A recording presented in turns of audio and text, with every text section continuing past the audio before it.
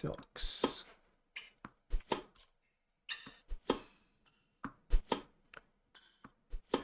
Right, we're also live on YouTube. Hello, YouTube.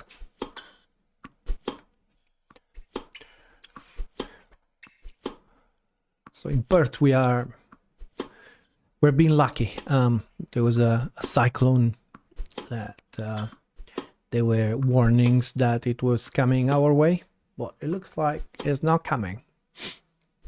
Pretty rainy today. With the latest change that we did, the AI goes into this infinite rallies. They've been going for, I don't know, forever. It's one of the things when you make a tennis game, it's so easy to turn it into something totally unrealistic. But it's good. As I said many times during these streams, the AI, at the moment, the AI is really supposed to be as good as it's possible.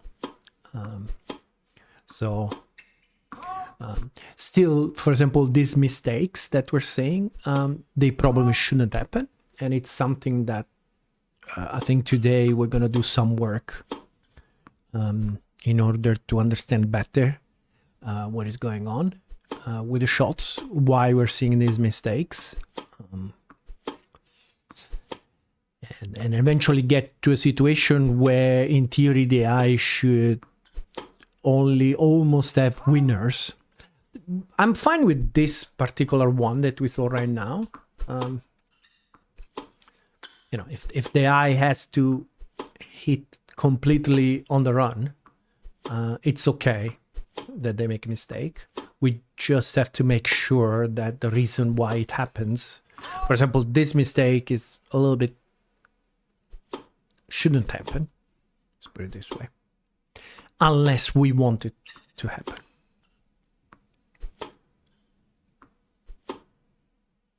Right.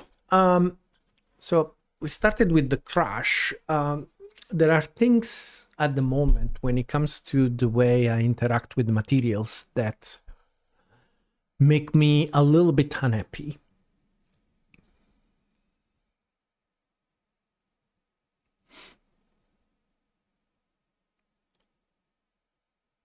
So for example, the way I was able to access these, so this was making everything crash.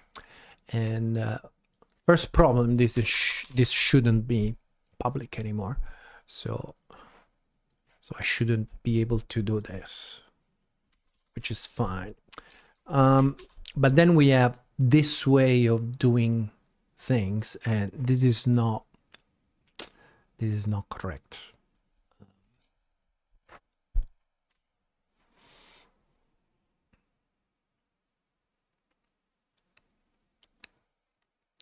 So who's calling this function? Because this really should be a private function.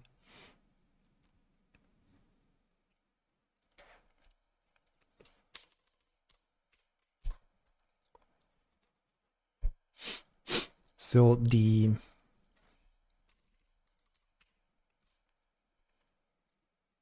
system should go through the material itself and not through the reflection, the entire reflection thing. So this is how the new system is supposed to work, I think. This is how I would like it to work, to have this var ID idea. In this case, we are just trying to set something on the fly.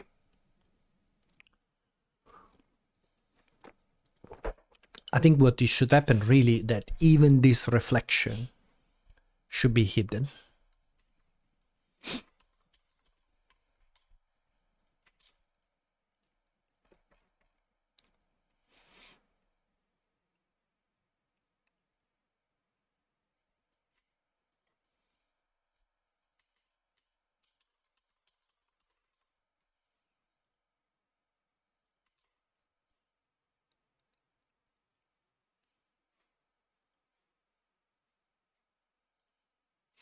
So, same Stig, how you doing? How you doing?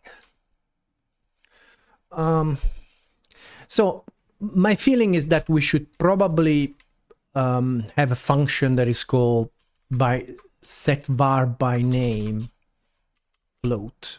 In this case, what we really need is a float tree. So this basically becomes this, and we hide the reflection system.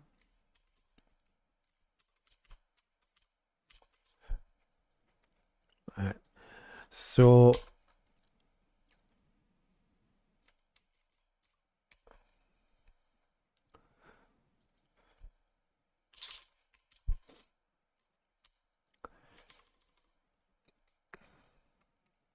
and value is going to be a vector f.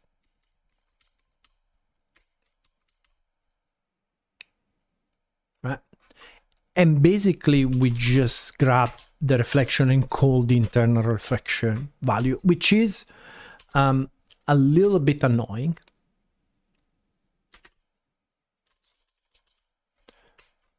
And there is also this conversion to array, which is not great. But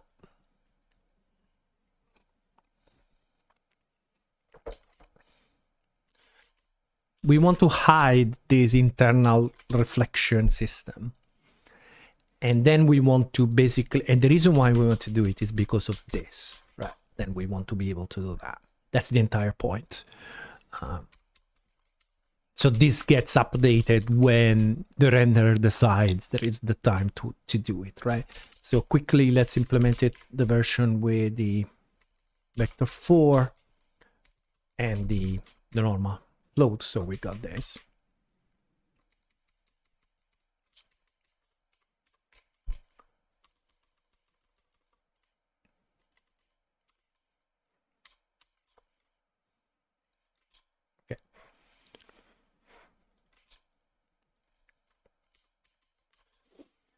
If Gunnar code, is it Gunnar code if you make a Gunnar cave?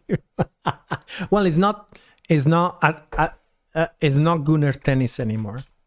Today is called differently. So let's see if it starts with the last change that I did. Yeah. So today is called like this. So we moved on.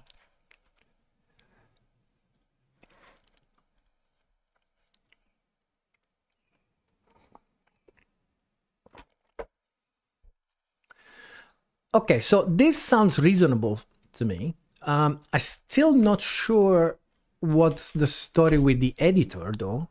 Is the editor compiling now that the reflection is private? It doesn't, right? Because, yeah. So I wanted to... So what is the problem that I'm having here?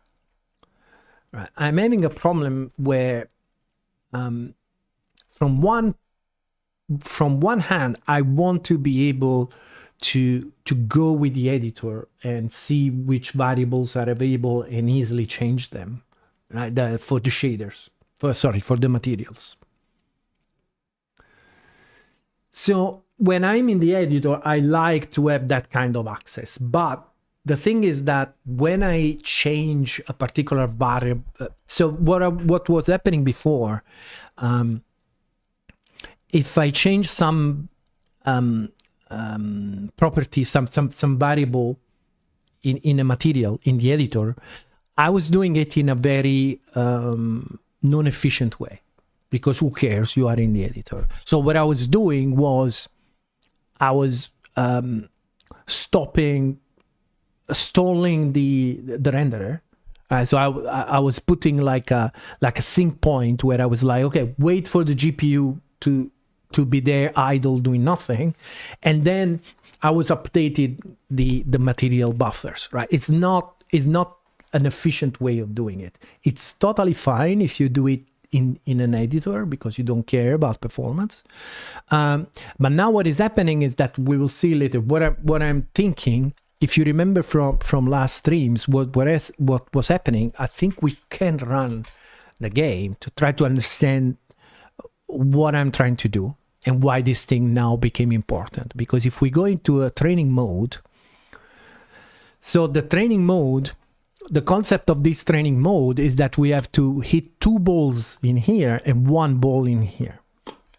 And what I want to do is to highlight where we are supposed to hit the ball, right? So I want to know that that's my target, right? And then now that's my target. And in order to do this, what I'm going to try to do, I'm going to try to blink those cones, you know, to highlight them and say, okay, this is where you're supposed to put ball. And in order to blink them, I need to be able to change their base color inside the material, inside the game. And now to do it that way, to do it by stopping in the GPU, so okay, now it's not acceptable anymore. And now I need a real solution for that. The real solution is not that complex. The way it works in Vulkan, it's cool how DirectX 11 or even OpenGL the driver hides this completely away from you, so you have no idea that this is going on. But in Vulkan, you have to deal with this shit. So what is happening is that so Vulkan itself is rendering a scene, so it's accessing some buffers where you have your properties for your materials, right? The color, the reflection, whatever, right, in your material. While the driver is doing this, right, your game is preparing another frame. Right, so they are kind of going in parallel. So if I change now the color of the material, I cannot change while a frame is in flight on the GPU.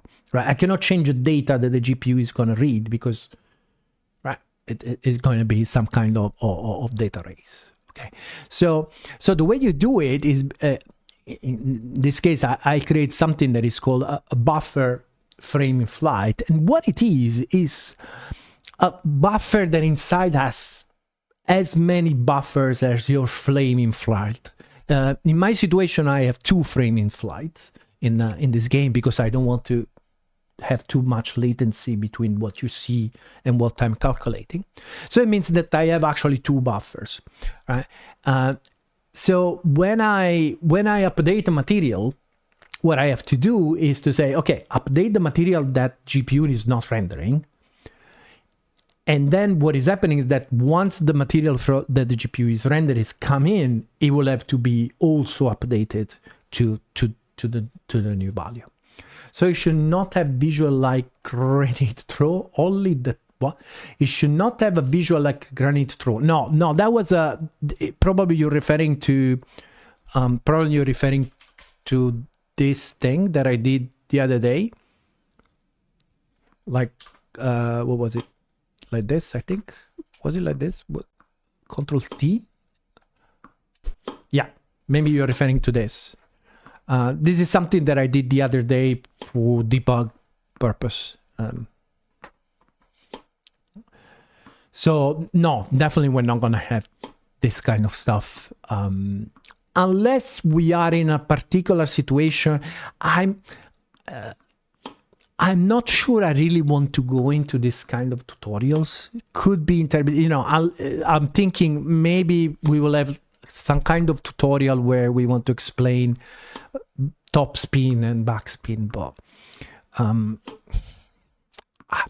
I don't think it matches this game that much, honestly, to have this kind of boring. We already have this concept of training that I think is pretty unique in a tennis game. And the challenge here is that when it comes to this kind of training, the challenge is really try to make it not like not feeling like an absolute boredom, right? So to go through like, okay, now I'm gonna explain you what is a top spin and what is a back spin. I don't know, that's always a problem with games, right? It's like, should the game be a substitute for explaining a real world game? I don't know. I don't think FIFA I don't think FIFA goes and explains you. Okay, so in football, when the ball goes out this side, you throw it with your hands. I don't think they do that, right? They assume that if you're playing a football game, you know football, right? And sometimes, you know, players are smarter that, you know, I want to believe that players are smarter than what we might think, right? As an Italian, I remember as a kid, baseball for us was absolutely alien. Like, no idea what is baseball in Italy, right? No idea. There is no baseball. But I learned the rules of baseball by playing a game on a Commodore 64, and it was not explaining the rules of football. Football cats. The rules of baseball. I was just playing it and trying to figure out why I was, you know, why the guy was catching the ball before it bounced. Why my guy was not running. Right? Why he gets eliminated? Something like that. Still no idea about baseball. You should play a game. There you go. Play a game on a Commodore 64. Let me see if I can find it. Go on YouTube. So Commodore 64 baseball. There it is. Oh my god. And there was the music. Fantastic. Absolutely fantastic. Yes, and there was the national anthem at the beginning, which again is completely alien for us. I remember the first time when I went to America was for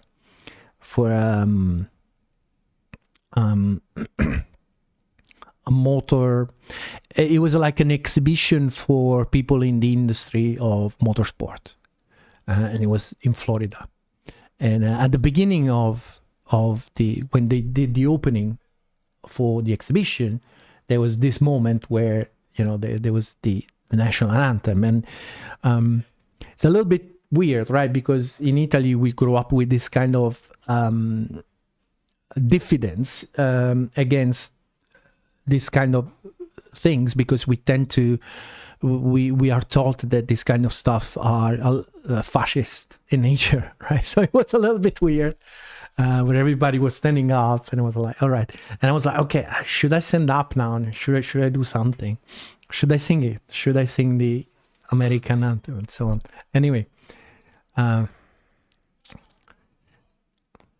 this game was amazing. This game was absolutely amazing.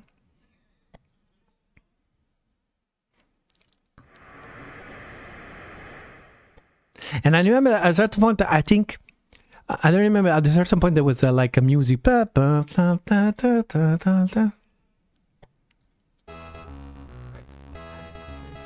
I remember trying to figure out. Yeah, I think Italy and Germany, our education system, because of Nazi and fascism, obviously our education system is strongly discouraging everything that has to do with that stuff. So I think it's totally normal that, you know, especially in Italy and Germany, we get that kind of reaction to these things. It's probably a good thing that we have this kind of reaction. So yeah, this is the game. This is how I learned the rules of baseball. That game. I loved winter summer games. It was fantastic. That's how I learned the national anthems, right? Thanks to the summer and winter games on a Commodore 64. Like, you know, I can pretty much recognize the national anthems and realize that what is now the Russian national anthem is the most beautiful ever. I think at the time was still Soviet Union, probably. Was it? There was Soviet Union in summer games? What year it was? I think so. It was 64 summer games. Should be, right?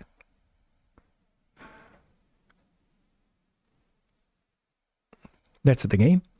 So we're talking 1984. So definitely there was a Soviet Union.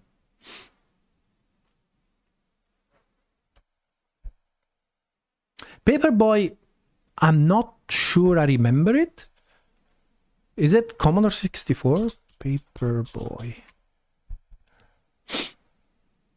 Not sure.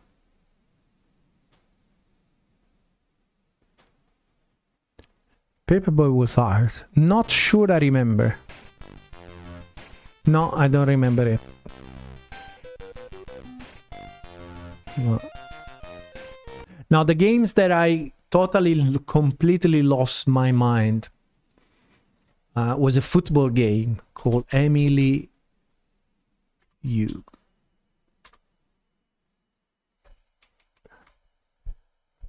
Was this one? Because the graphics were very similar to the other, to the first. So the Commodore 64 had the international soccer.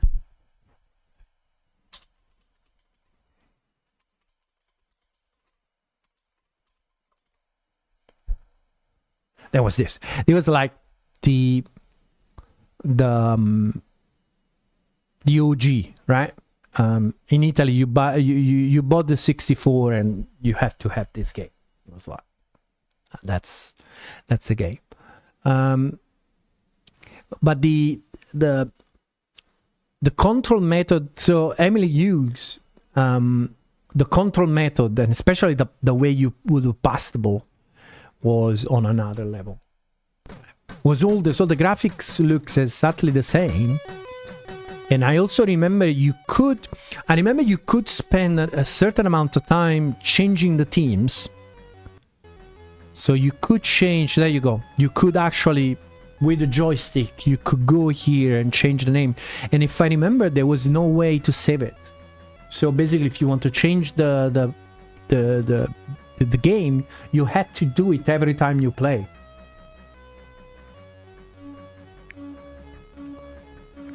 Ah, no, save. Okay, so you could save it. Interesting. I don't remember that you could save it. Maybe I never saw. But look at the menus. That's impressive.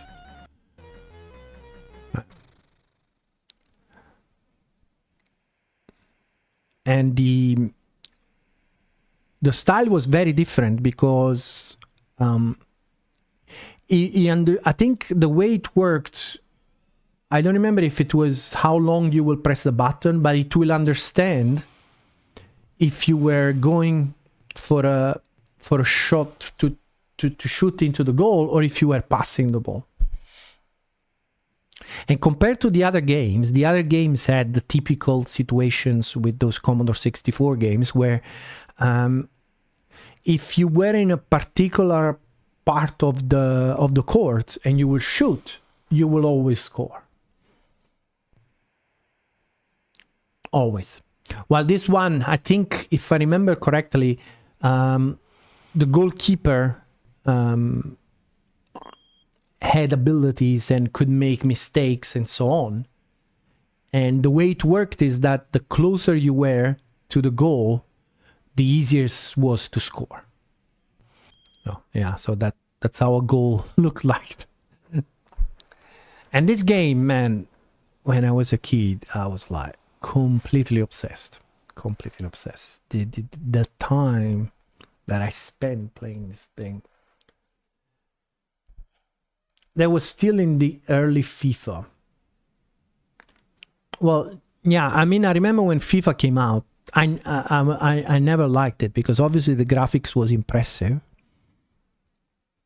And I think this really matches well with what I'm doing right now, is that I think sports games have two different approaches, right? One approach is to work really hard so the game looks good, okay? and that means that your animation system is driving everything, to the point that I remember, like, FIFA games. I don't know if they're still doing it right now, because now the technology is amazing, but at the time I still remember that they were obviously changing the trajectory of the ball so that the ball will meet the foot at the right time for a kick, right? And that was something that I never enjoyed in games. I can take it. I can take that the contact is not perfect, but the movement of the ball has to be believable and predictable. Because otherwise I have this feeling that I have no control. And you can see things in this game that are a lot of reminiscent from that. There is something that I haven't tried yet, because I think it could be an interesting thing. But for example, the movement that we have is instant. Right? I don't have any inertia on the player. Right? If I want to stop, I stop instantly. Right? Now, the animation is lerping, but you know, the position of the player has got no inertia. It just stops there. Because I think I have this idea that I prefer a game where I need to feel the instant response of, you know, as a reaction to what I'm doing, compared to something that it can look much better, but then you feel like you have to. So I remember sometimes playing the first FIFA games almost felt to me like I was playing a laser game, right? Where, yeah, you had to press a button at a certain time, and then your character will do a jump in the air, three rounds, and kick the ball, and all you did was press one button.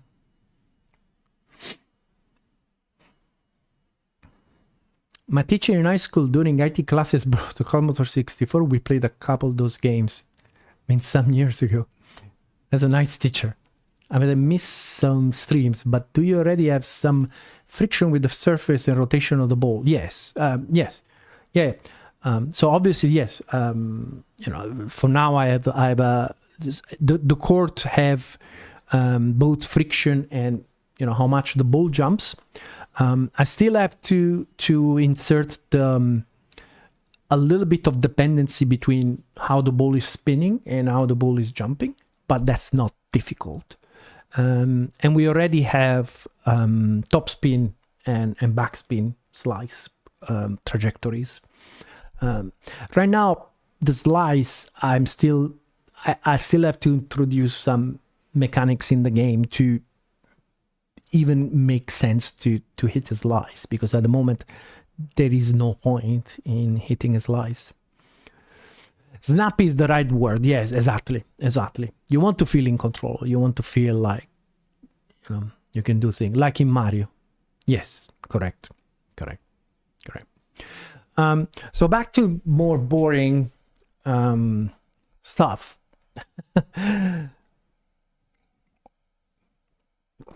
We have to solve this thing, and I think the way we're going to solve it, or at least the way we're going to try it, is going to be a very Rust way to do it. Right? So the point is that we are removing access to this guy, right? And the editor wants to go into that guy and ask, okay, tell me what variables we have. Now, right now I did all this quite complex stuff, but I think we can do better, right? After you stream your progress, what's your idea system? Do you have a tool? No, really. I have a file like this, and you can see down there in the corner. You can see the first line of what is that. So it just gives me, you know, keeping notes on what I'm supposed to do, but I pretty much go to whatever I'm in the mood to do, especially at this stage of the development where there is like 1 million things to do. And nothing is really, there are things obviously that block each other, right? So you have to do something in order to move forward. But in this phase of the game, I find that it is more productive to just do whatever I'm in the mood to do that particular day. Yeah. My wife is a big fan of schedules and stuff, so she's got her even more traditional, because she likes a whiteboard on the wall with, okay, this is what I'm doing. Even more traditional. Thanks to all the AI and stuff and OpenClaw Coder are all in Markdown files. Yeah, I tend to be really. I like to dive into new stuff when it comes to languages and technologies, but obviously you cannot dive into everything, and a lot of these things leave me completely cold. So AI and stuff. Imagine if you could, in theory, also make a badminton. Yeah, I think, yes, absolutely. I don't know badminton at all. It's not really a sport that is popular in Europe. My wife is from Southeast Asia, so she did play some badminton, but I like to make a game that where I understand the game, and I play tennis.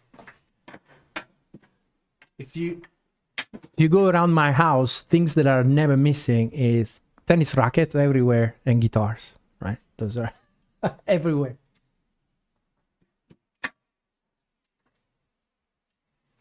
Tennis balls everywhere. So the one possible evolution could be paddle. Again, this is a very regional thing, because paddle, I think, is something that is very popular right now in Europe and South America, while Americans have pickleball. So paddle is this.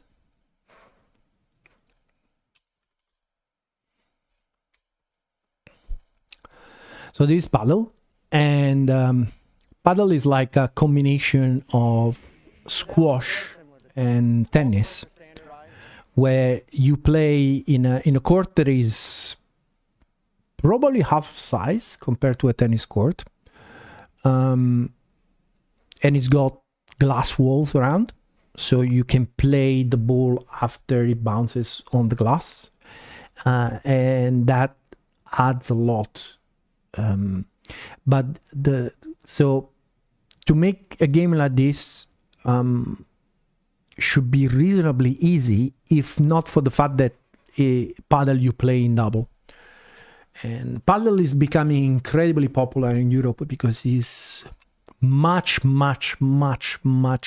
easier than tennis, right? You can show up at the paddle court and you never play any racket sport, and you will be able to have fun. It's not that difficult.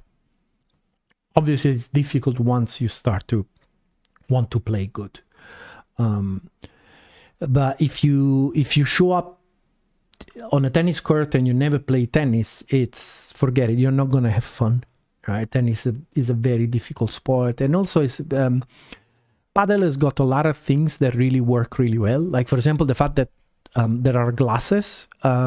Compared to tennis, you spend half the time on a tennis court is going around picking up balls, and especially if you are a beginner, you never played, the balls fly everywhere, and you maybe hit like 2 balls, and then you have to go pick up one. In paddle, right, it all stays there.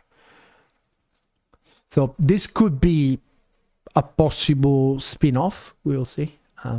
We need to do the first game first. Germany is also into badminton. Interesting. I didn't know. I didn't know that is a thing in Germany. We have a lot of areas which go to the smaller socket field because most customer can play at the same time. Yeah, the 5x5 football, soccer. Yeah, that's super popular in Italy, but it's losing. In Italy, it's losing. In Italy, Netherlands, like I remember in the Netherlands where I was living up to last year, you could see a lot of tennis courts converted into paddle, and economically it makes a lot of sense because I think the size of a paddle court is designed to be exactly half of a tennis court. So if you have a tennis court, you can build 2 paddle courts, right? And paddle is played in 4, so the cost is the same, right?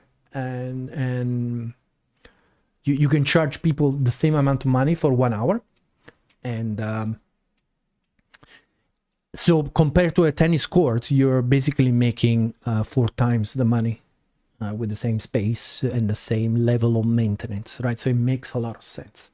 And it's very successful also. There are other reasons, like the fact that the court is smaller and you have glass. It's a more social sport. Like in tennis, by the time you go to the baseline, you cannot have a conversation anymore, right? You don't really hear well what the other guy is telling you. In paddle, you can totally have a conversation while you are playing. Right? It's way more social. And table tennis is for students. Yeah, table tennis is everywhere. Absolutely. Yeah, exactly. Table tennis has a completely different culture. It's almost to the point that I struggle to consider it a sport, right? It's something else.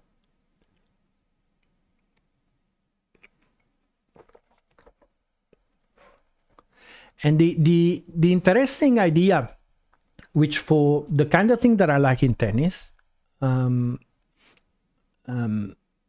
obviously is not a positive element, but one interesting thing is in paddle, having power is not that important like in tennis. Tennis is a very powerful sport, right? It's generating power is what you're trying to do all the time, right? You're trying to find a way to move your body so that you can hit the ball as hard as possible with control, obviously. So it's almost like a contact sport. It's almost like a karate, kung fu thing, where you have to time all the movement of your body so you can use all your body to actually hit the ball as hard as you possibly can, because the objective is to get the ball on the other side of the opponent. In paddle, power is almost meaningless because you just let the ball bounce on the glass and you take it after the glass, right? So it's a more touch-based sport. So back to probably 2 or 3 years ago, I think that's how I came back to tennis, right? I went to play paddle with my wife just to try for fun because it was easy. And after a couple of times that I played, I was like, no, I want to do the real thing. And I went back to play tennis. Anywho, let's code, right? I really need to move on, otherwise this game will never come out. So the idea is that in our scene material, we're gonna have a very rusty way to do this. So what we're gonna do, instead of all this, we're gonna need this. But what we're gonna have is some kind of edit material, edit bars, right? And what we're going to do with this, we're going to use a lambda, right? So F, and I always have to remember how to do this because I never remember. Let me see if I can remember. I think is the address of fn once, I think. And the f once is gonna get a reference to a mutable. So reflection to mutable reflection var. Right. So this is what we would like to do.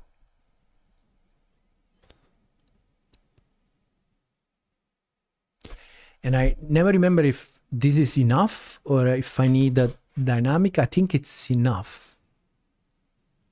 No, because I'm only using it here.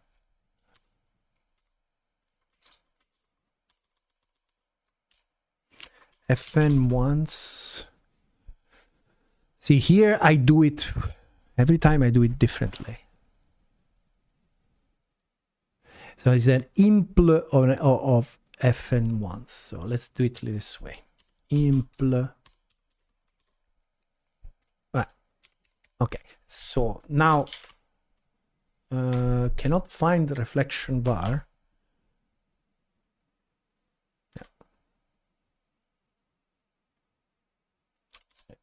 This. So in self-reflection bars ether mute, right? And we want to call f on that. As simple as that, right? Okay, so that's become the problem. So this has to be fn mute because we want to call it multiple times. And now we should be able to move it. No, cannot borrow. What is it? Like this. Eventually we will get there. Yeah, there you go. Okay, that's it.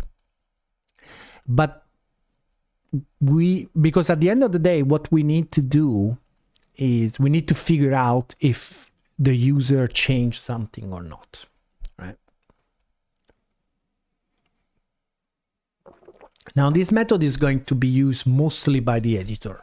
So we can take a little bit of performance. So what we could do, we could grab a copy of the value, right?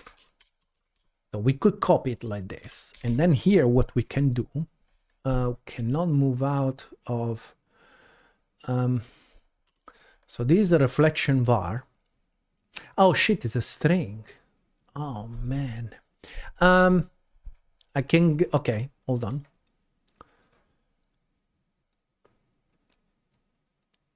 I think we can actually get that reflection value. Okay, let's do this. Let's pass in a string and a reflection value.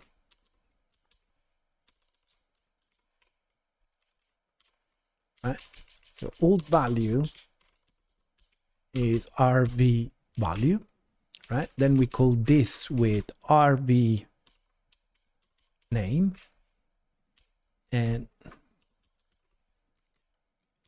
value. Sounds reasonable? Not yet, but I think we're close because the reflection value can be copied. And we also need a partial EQ. Okay. So we got this, and now we do if old value is not equal to our value, RV value. In other words, if that lambda changed our value, then we make ourselves dirty.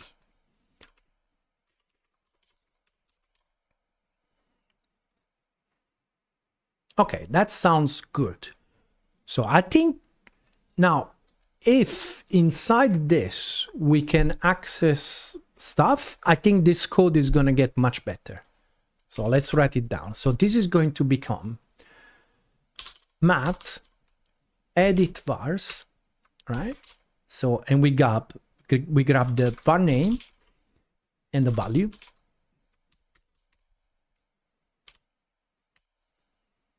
Okay. And then we try to do something like this, but it's gonna be much simpler than that, I hope. So let's get rid of this.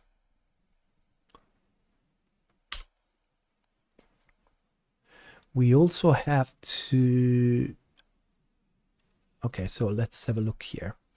So we need an additional...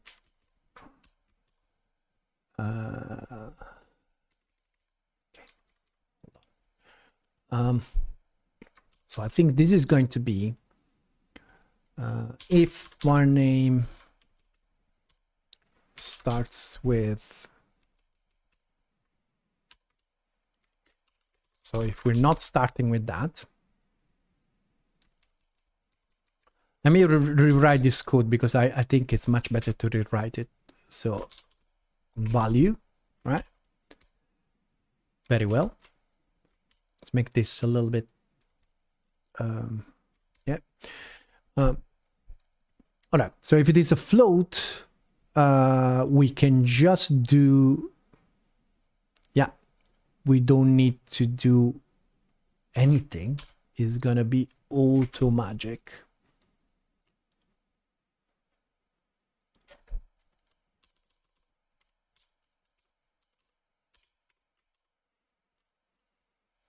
Cannot find var. Yes.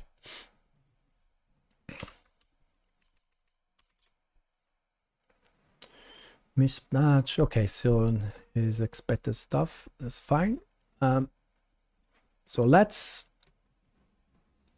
let me just copy this stuff because this is what we're gonna do here, and this is what we're gonna do here.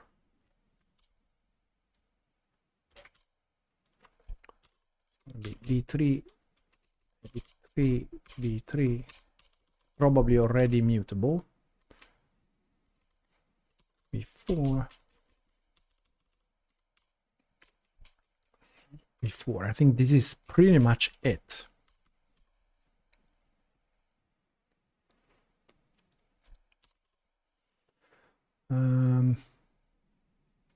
So that's closing that one. That's closing that one. This is closing this one. Okay. What are we missing? Starts with... Okay.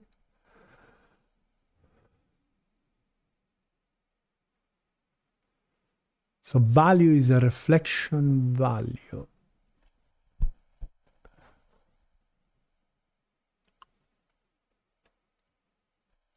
Is var name. Var name.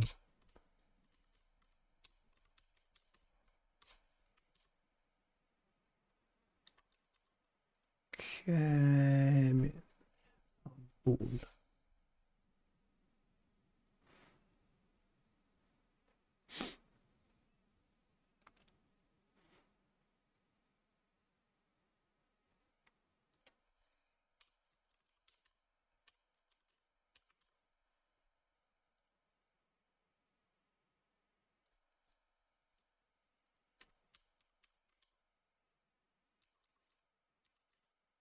I don't understand why it's breaking my balls.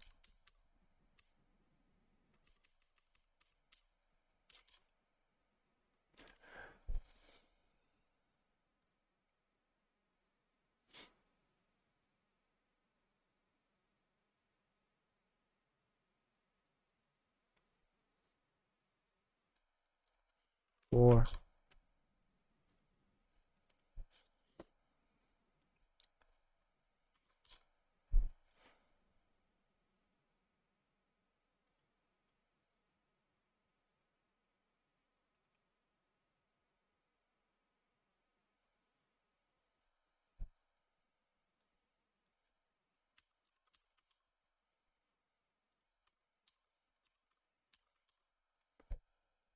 I don't understand why it's complaining. Why are you complaining?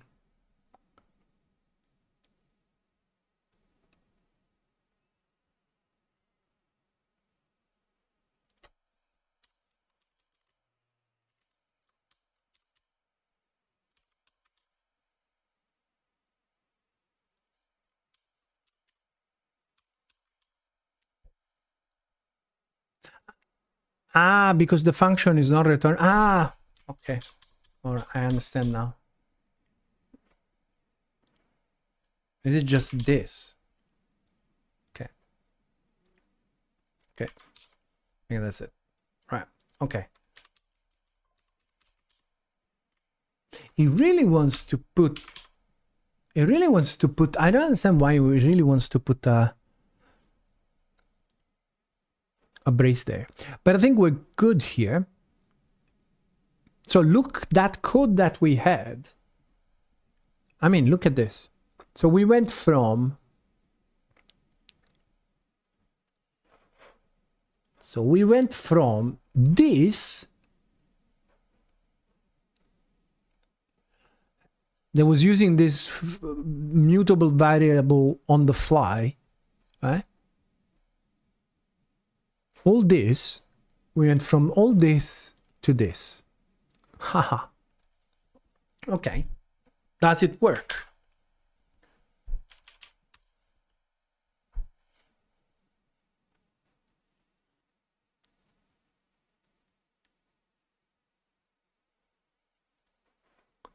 So we go to materials and let's go to clothes. And let's make the clothes red. There you go. Works. Right? Just to make sure that we're not doing anything stupid, let's have a run with the validation. With the Vulkan validation. No, I don't want to update anything. All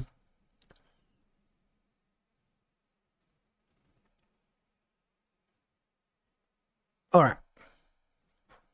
Let's see if we get any kind of validation. So far, so good. So yeah, even with validation on, we're all good. Looks pretty good with red, actually. Okay. That's good. Let's check 1 second. So now the interface for this material becomes this edit bars, which is for the editor, and it's very, very useful. Then we have a set var float that it's using this var ID. This is for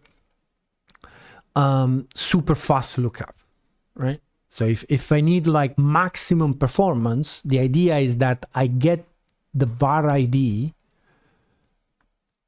Do I have a get var ID? I don't. Right. So I cannot use it yet, right? So public function var ID, where I pass in a name and I return an optional var ID, right? And this is going to be self reflection. Do I have it here? Maybe var ID? No.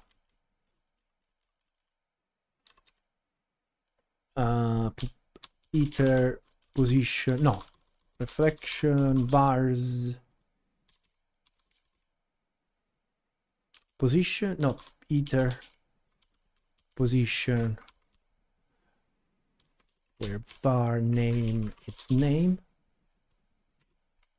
right? So that's what it is. So the idea for super max performance, if I really need like as quickly as possible, I get the ID and then I can set the values. If I don't need maximum performance, I can go by name, which is this one.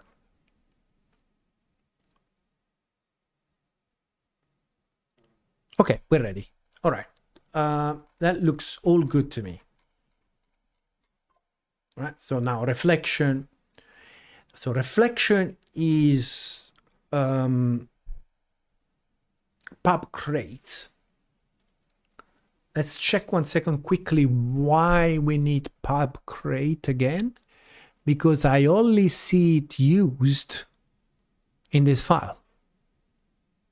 So that looks to me like we don't have to have it pub crate. It can be private.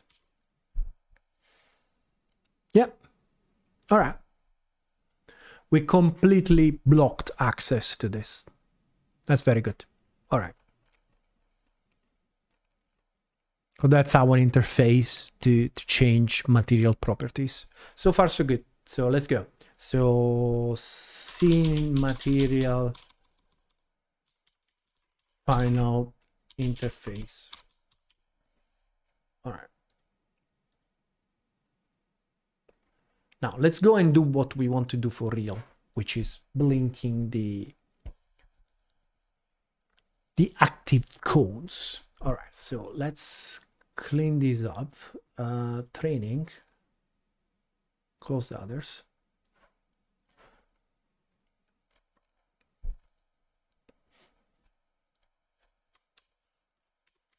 Let's clean a little bit these warnings whether we can. All right.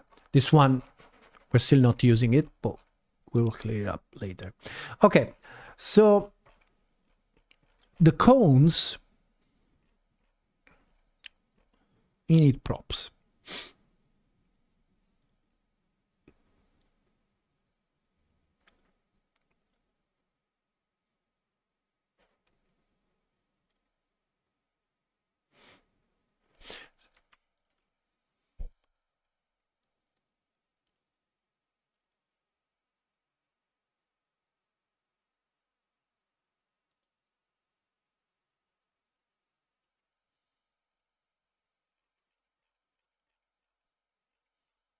So what we would like to do is either being able to decide which cones are blinking.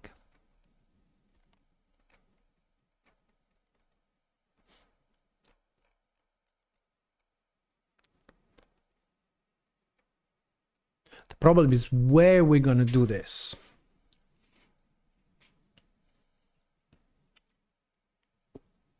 Because step potentially can run in a different thread.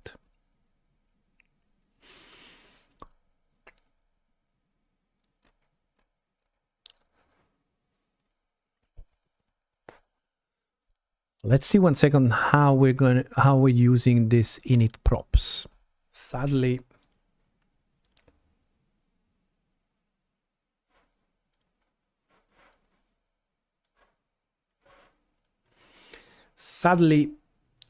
Rust Analyzer is not helping.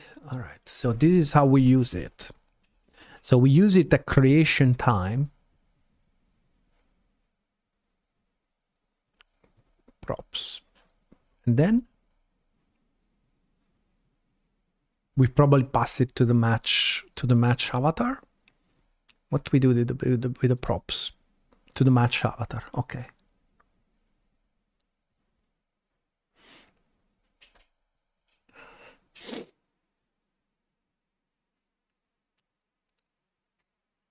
Because the two options that we have is we either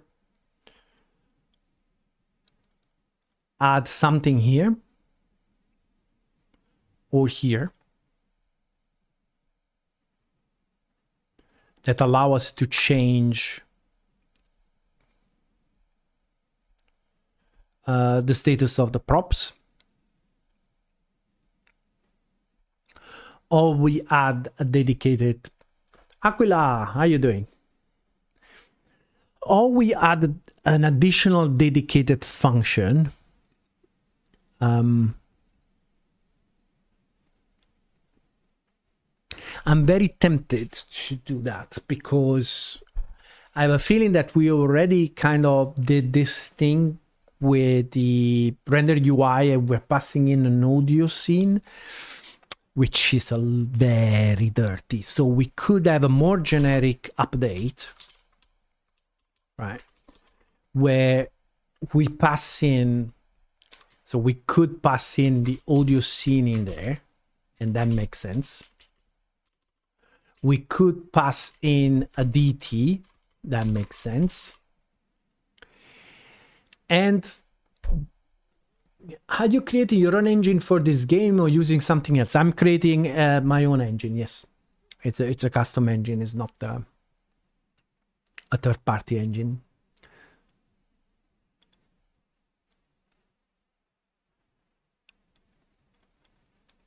So inside the match avatar, how I treat the props. First of all, I completely discard them. Okay, so that's not good. So I think what we're going to do is we could have some kind of match avatar, and it could come in as a mutable match avatar trait or something like that.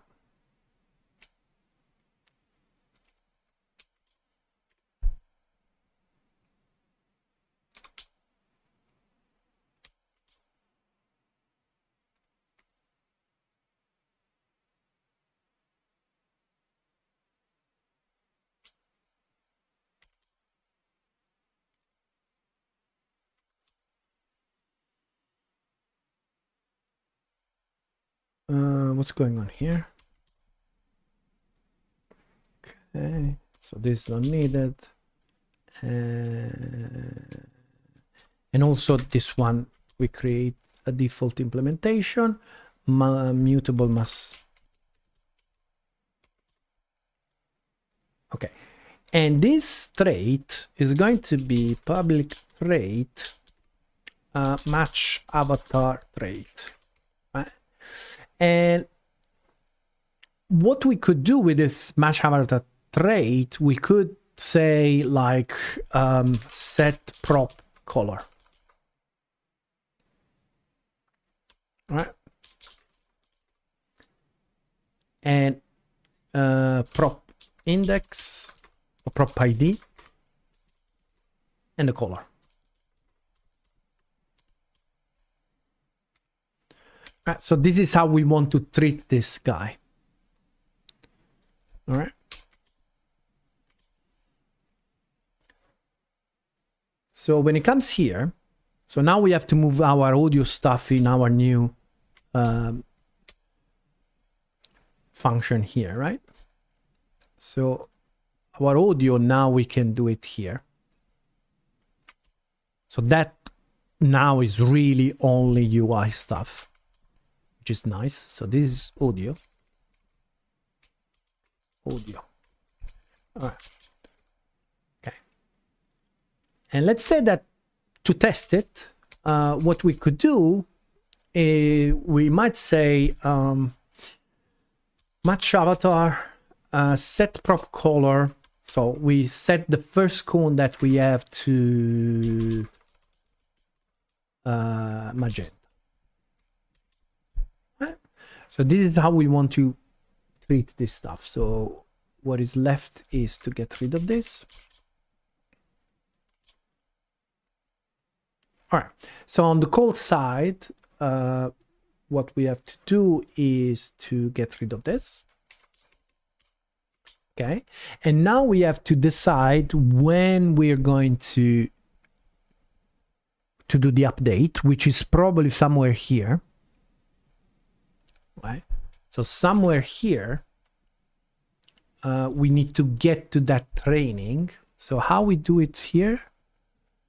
How we grab that training down here, where we're just here. Okay. So that's what we're going to do. So right here, boom, exactly the same thing. Blah, blah, blah. And we call update, and we pass in game time DT. Okay. Then we need to pass in that trait. We can't yet, but it's fine. Self match avatar, and then the audio scene. Self audio scene. All right. So this is all good, but the problem now is that our matched avatar doesn't implement our matched avatar trait. should it really be that? Probably we can actually give it a better name, which is prop manager trait, right? It makes more sense to me. Right? And here we can also call it prop manager. Makes sense, right? So now we can go to match avatar and we can implement that interface. Implement prop manager trait for match avatar. Boom. There you go. Okay. So now to make this happen, we need to keep track of those props. So here we are creating the prop and we're letting it go. All right. So we need to props, and it's going to be a vector of model ID.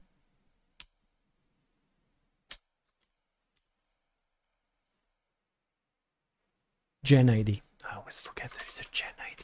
All right.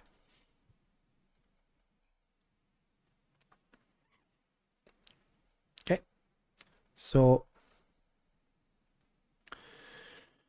okay. So we can do it in a more rusty way. So here we can do props, map, ether map, right?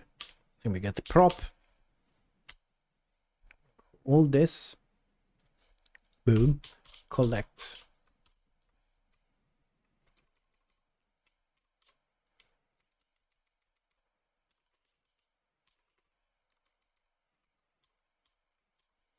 Okay, and what we need to do is to return model ID. Very well, and now props. All right, so there is something that is saying that doesn't have to be mutable. Yeah, is actually right. So to explain what's going on here, let's make sure that we're building this. So we're getting our prop, training prop, which is only telling us, okay, I want to create a cone with that color, right? So we're creating it, blah, blah, blah, right? And then the map is returning this model ID. So it's going into props, and now we have a prop. Now here, we can go and grab the model. So if let some, okay, we have one thing, model equal self props. So this is gonna be, ah shit, this is more difficult. Hold on, we're missing a very important. So in order to do this, we need to have a scene. Okay, so hold on. We cannot do this.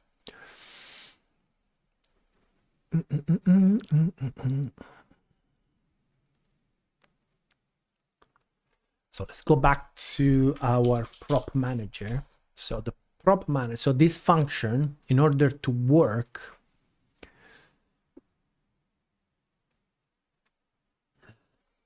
is there anything that I can do?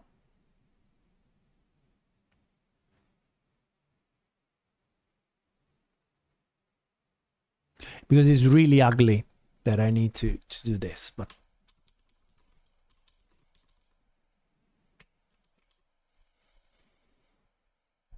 I have a feeling that it's inevitable.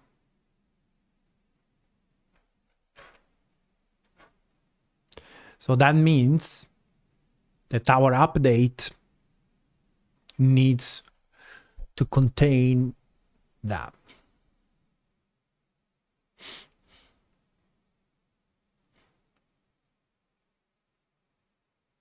I think I can do better. I think I can do better.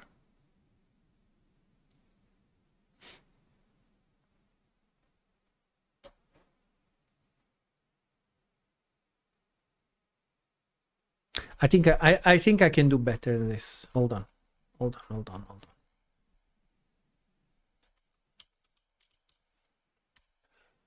I really don't want to pass this scene around. Okay, it's unnecessary. Right. So what we could do instead of doing this,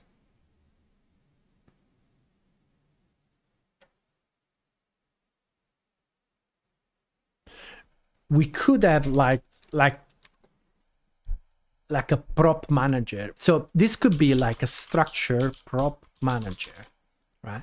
This could be a structure that has a lifetime, right? Where we have a match avatar.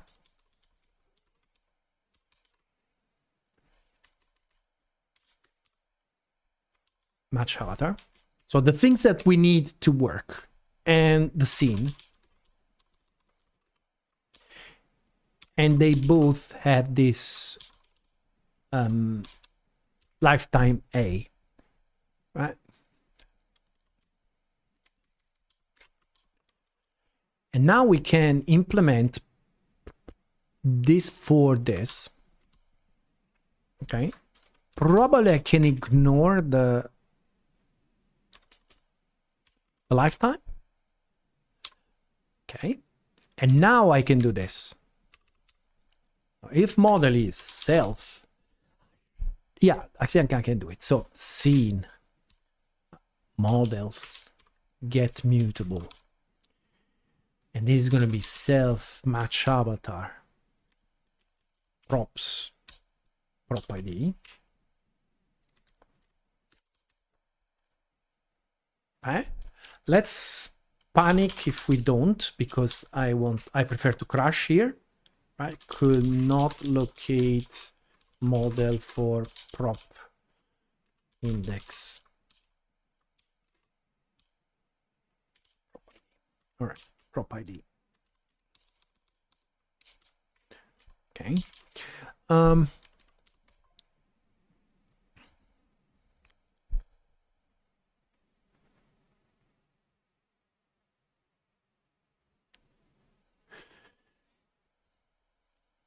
The next thing is that we really don't know. We're saying, okay, change the color of this prop. So right now is not the problem because our prop is a cone that only has one material. Right, so right now our prop is tennis props cone. So this is our prop at the moment, and it only has one material. So for now, we can live with this. Right? So we can say, okay, it's the first material, right? So model materials 0 set var by name base color, and we pass in the color, right? And later we're gonna change this.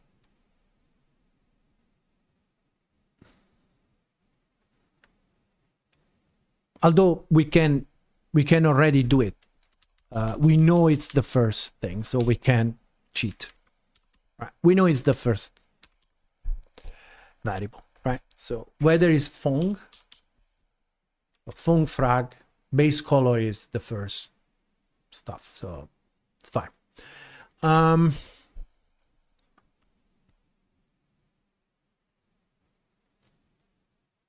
That sounds all good. So the question is how we're going to call it. Well, we're going to create it on the fly, right? So we're going to create our prop manager on the fly.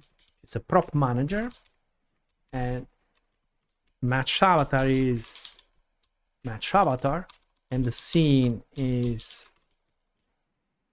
scene. And hopefully the borrow checker is gonna let me do this. I'm not sure that I need mutable access to this guy, because these are mutable inherently.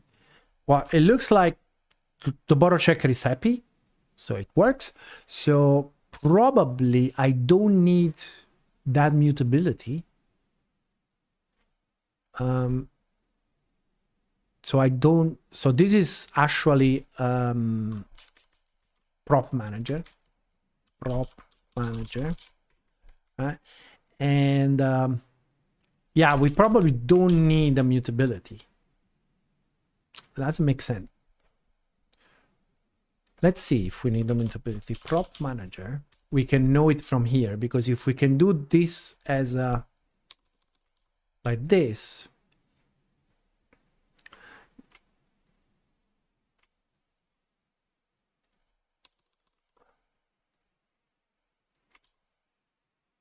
yeah, we can't, right? So we need a mutability.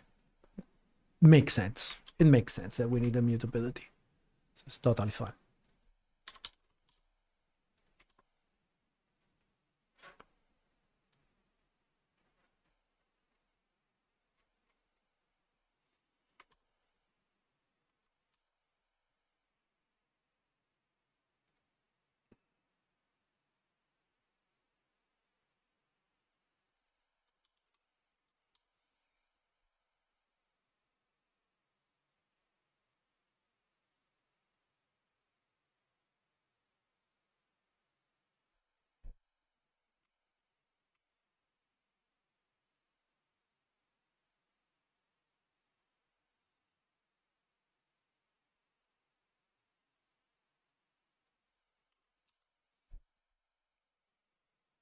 What's going on?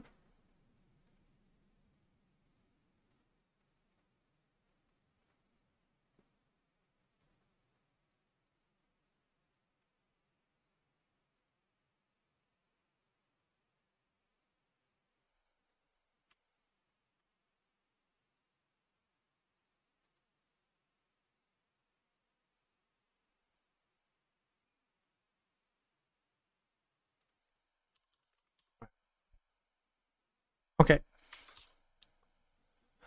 That, you know, that's nice, I would say. That's pretty nice.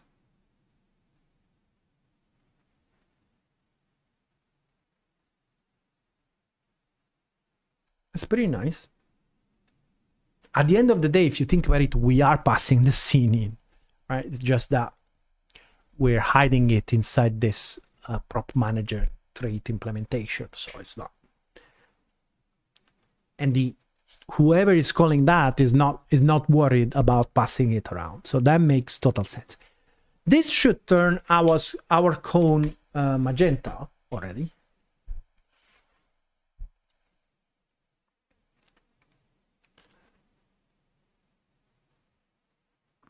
Yeah, there you go. So our cone is now magenta. All right, that's cute. Very cute. All right, very well. Next is now to write the actual logic, right? Of which one is magenta. Right.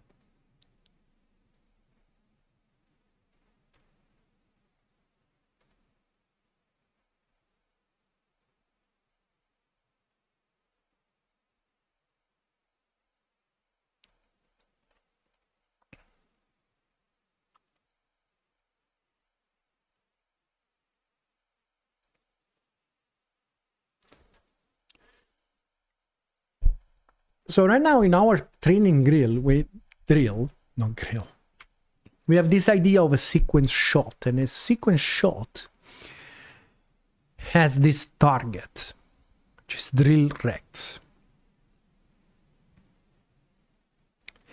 And I'm wondering if we should have a more, and the way it's working is that we have a series of props that don't really have any particular concept of what they are for, right? So I am thinking if we need a higher level concept of target. We say, okay, this is where our target is, and this is how big it is.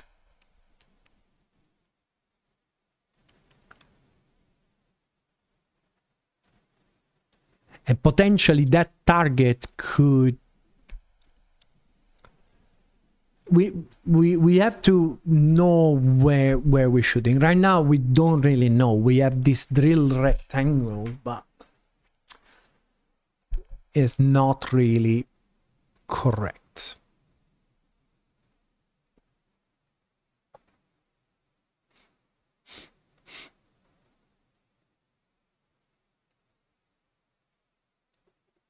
So one way would be to have some kind of generic tag system, right?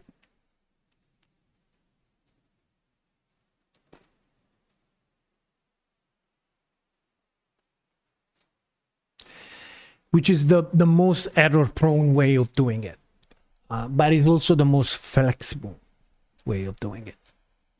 So something like, you know, tag, and it's an I32, right? Something like that, a U32.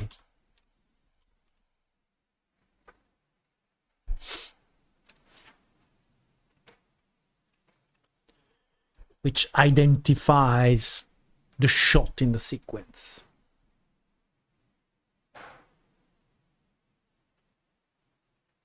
Well, hold on, I have already the shot in the sequence, so... Well, this tag could really be anything, right? So what I could do is I could have like some kind of, you know, const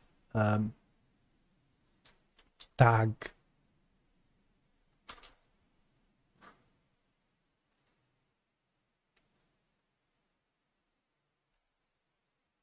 green cones, a green target, right? Tag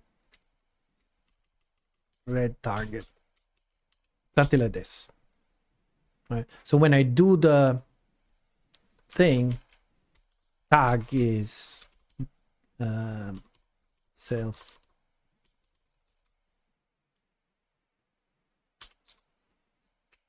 like this,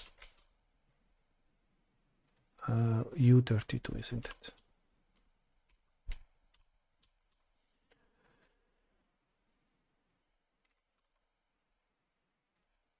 And then this one is red. That's one way to do it, because then here at this point, when we do the update, right, I can go like if self sequence self sequence index tag, right? I could match this, right? And I could say, okay, if it is the green target,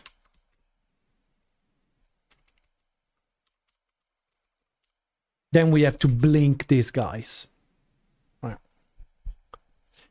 And now we have to, okay, so let's start by, let's make it in the less optimized way as possible, right? So let's go with yellow. So let's do this.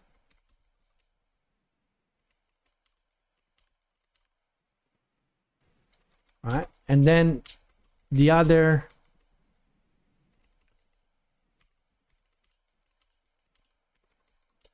are gonna be red.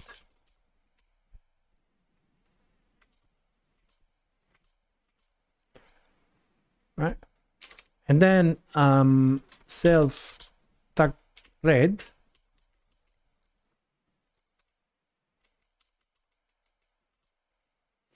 This one are gonna be green.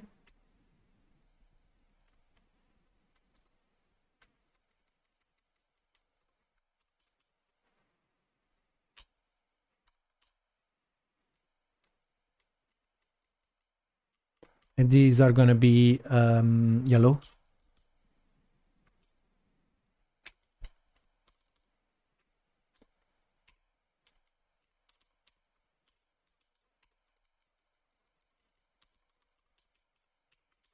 Okay, this should work, but it's really not optimized at all, right? Because first of all, we're changing it all the time. So we are updating these materials all the time, which is not really what we want to do, but it should give us an idea of how it's going to look like. Okay, so now we see that the things are yellow.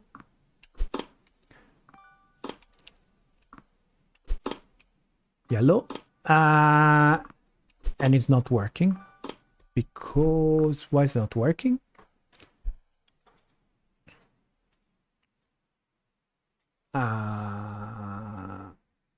Why is it not working?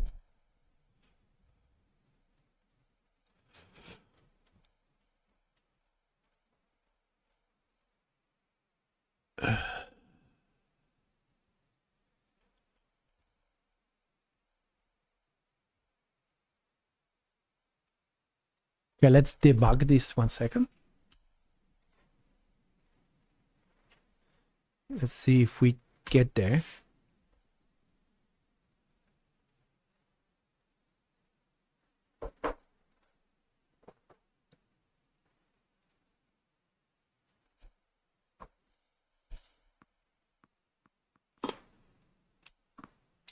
One, two. Okay, and then we get here. Okay.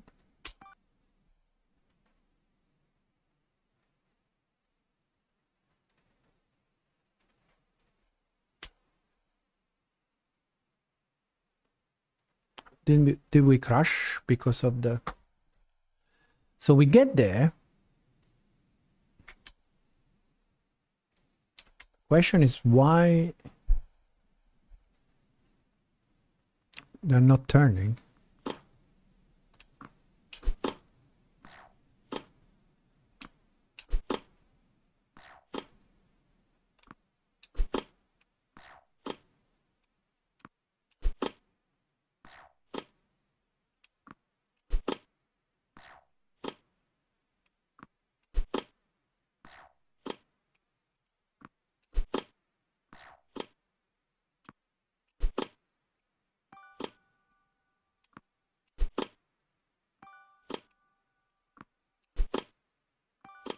So why is not turning? This is interesting.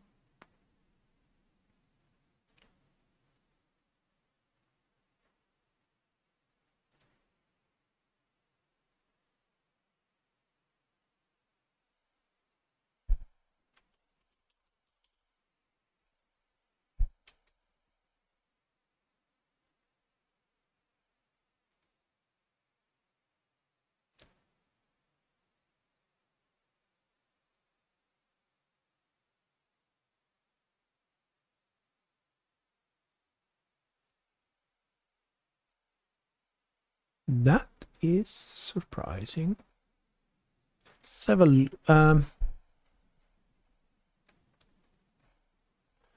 nothing wrong here.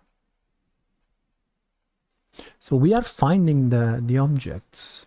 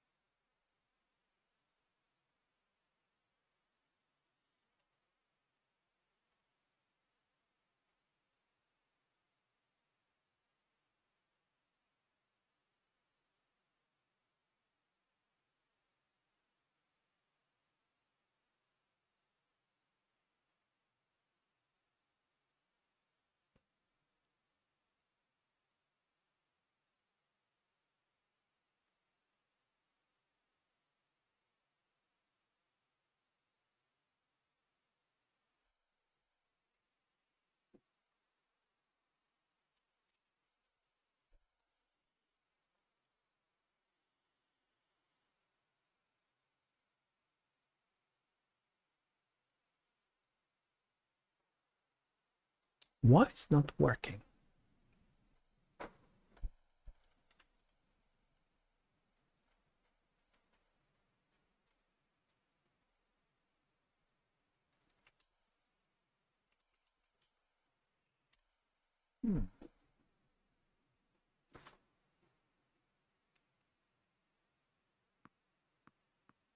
Okay, so now it's illuminating that part because, okay, so it looks like to me,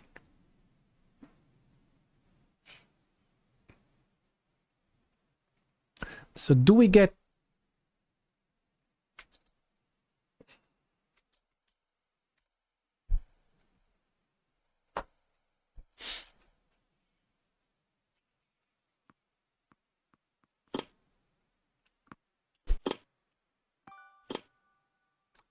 it's like it's not changing.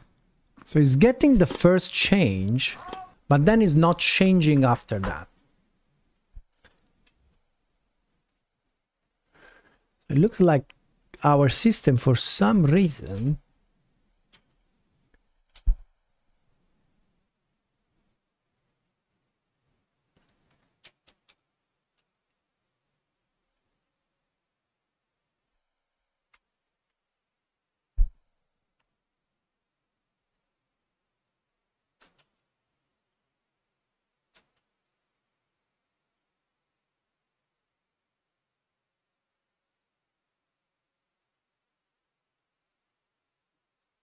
let's spam a little bit of log here, but I'm pretty sure that we do exactly what we expect. So I would be really surprised if this is not correct. It's also put the gen ID, but I really don't think so. So this prop ID, this, which I'm not sure I can really show, and then color. Ah, fuck me. Vector 4, we don't implement that. Yes, at all. Vector 4.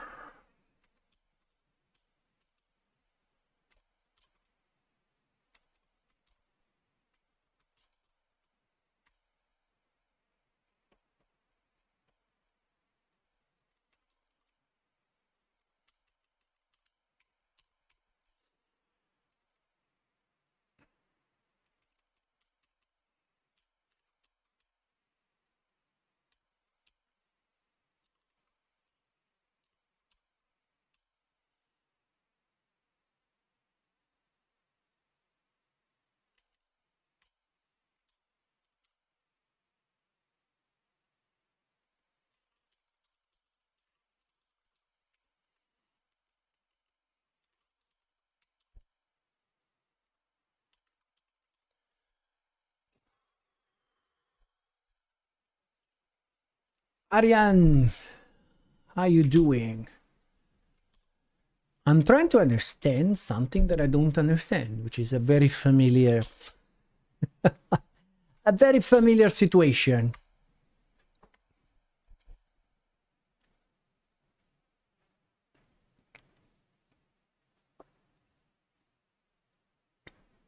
So we should get like massive span.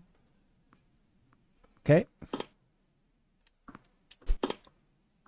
Okay, stop. So now,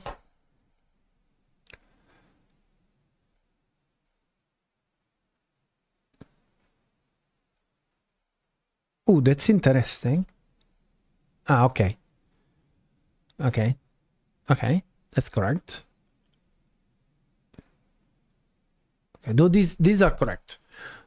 So up to here we're good. So next is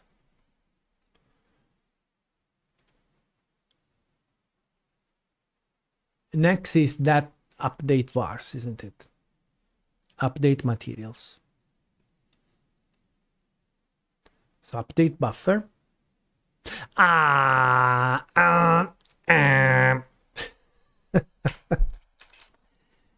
That's our problem. That's our problem. All right.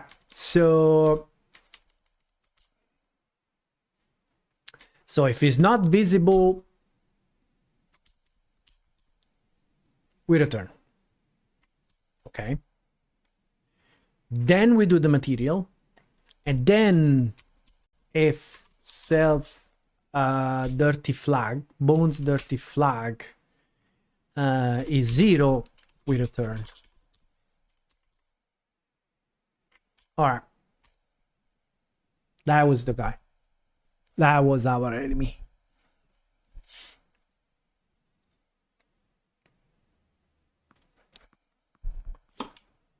Although that visibility thing is a little bit dangerous. All right, now it's working. Okay, so let's make it actually working. So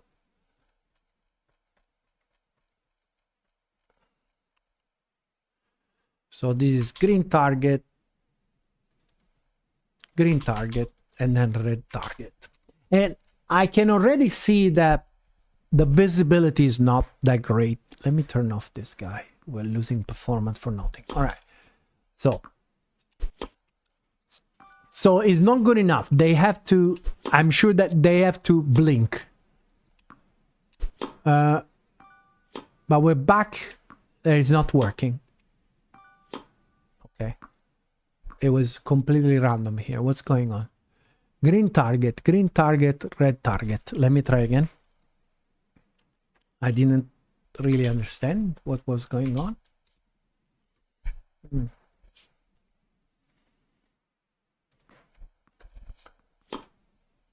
So 1, 2, and switch. Okay. And now it's that one. Boom, and now it's that one. Okay. It's still not good, right? Still not good.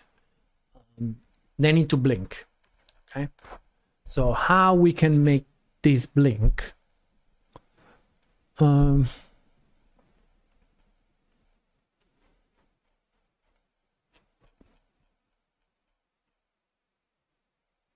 it comes to the update, right now we're sending a DT. Yeah, let's use the DT. It's not great, but I think we can live with that. Nah, let's do it properly. Let's do the training drill, training traits. Let's pass in an entire game time.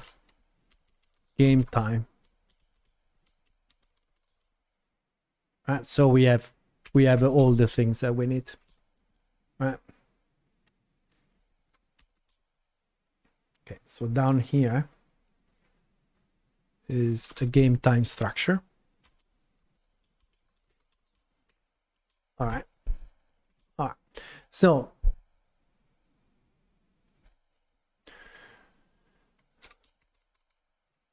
what we can say here is that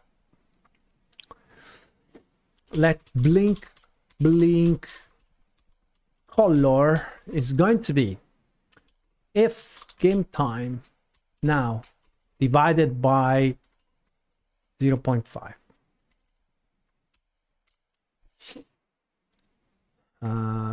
Modulo 2 is 0.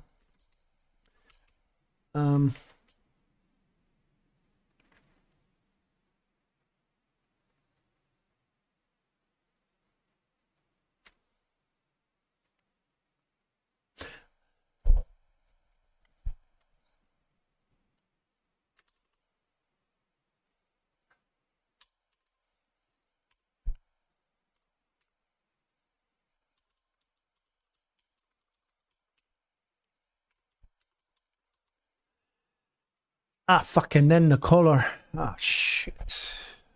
Fuck. All right. I have to do it here.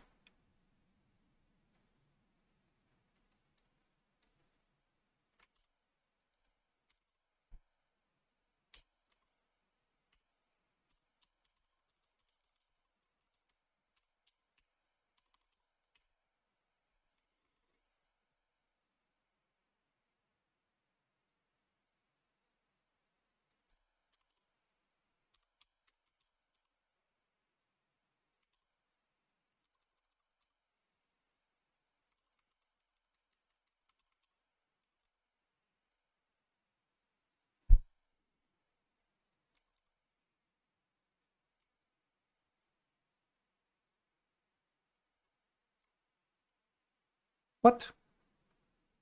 Ah, hold on. Okay. Here's the blink color.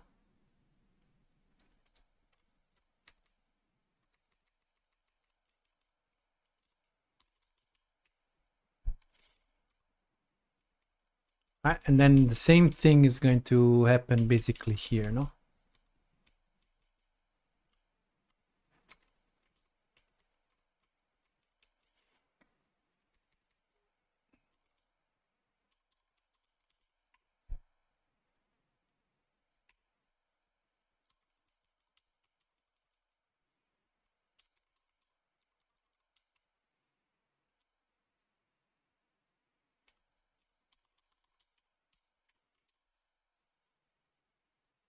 Okay, that, I mean, it's terrible, but we're gonna try to make it better. Let's see if what we're seeing is actually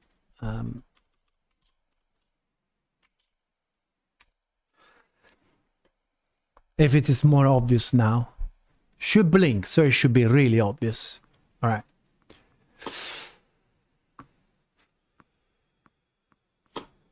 I don't think it's enough, guys. I don't think it's enough.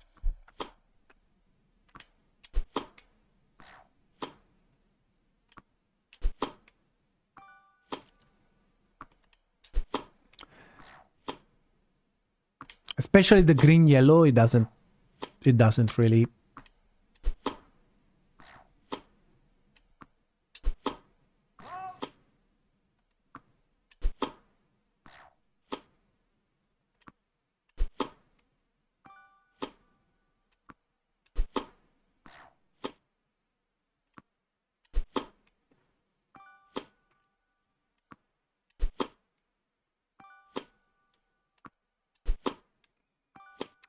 It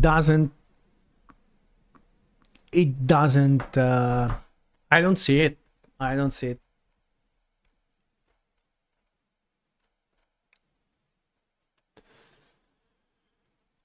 We could try white, but I really don't think so. I really don't think so. I really don't think that it's visible enough. Well, white, first of all, it looks really ugly.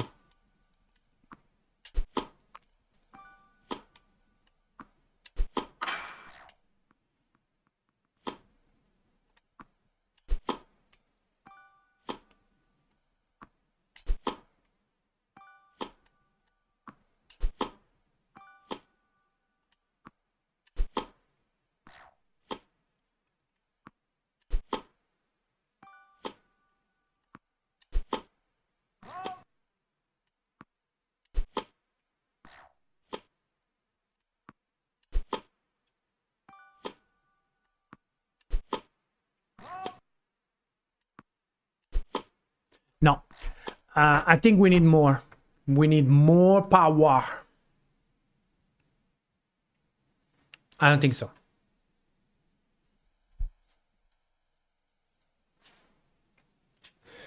To the point that I don't think that even doing all this mess to do it this way, I really don't think so.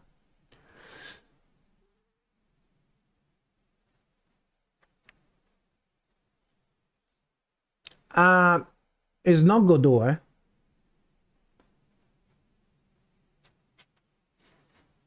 It's a custom engine.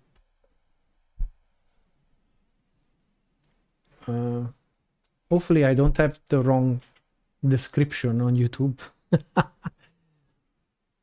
But it's not Godot. So everything is custom. To answer your question, everything is custom. So it's not Godot. It's a custom engine, so everything is custom. Yeah.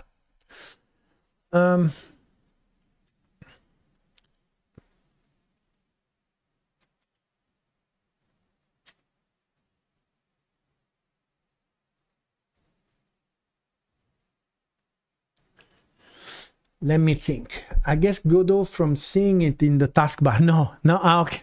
No, I was afraid that my description on YouTube was wrong, because actually I was 2 or 3 weeks ago. I tried to convert this to Godot.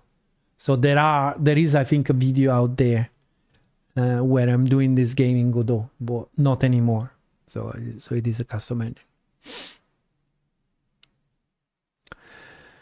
So yeah, so I don't think this is enough. So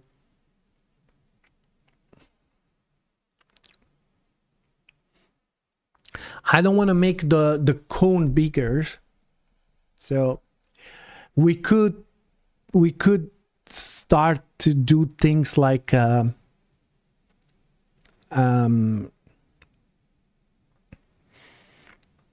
we could start to do things like we move the cone, or, but I don't think that's a good idea either, to start to move the cone. So we have two options. So option number one would be to have a big ass arrow going like this. Okay, this is your target. Or we could draw a rectangle on here. All right.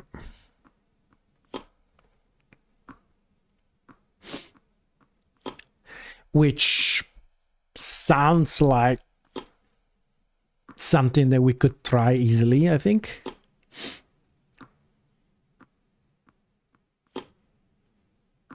So, all right.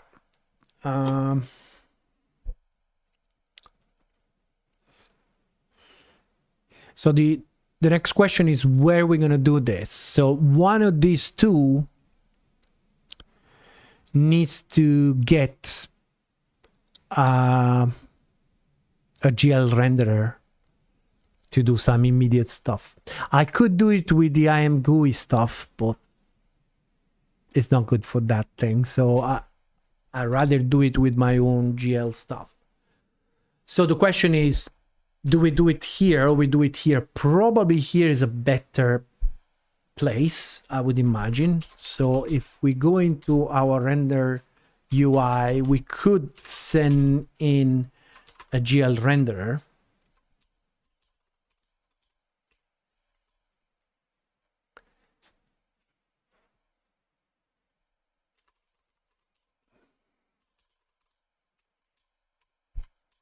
So first of all, let's make sure that the borrow checker is happy with it.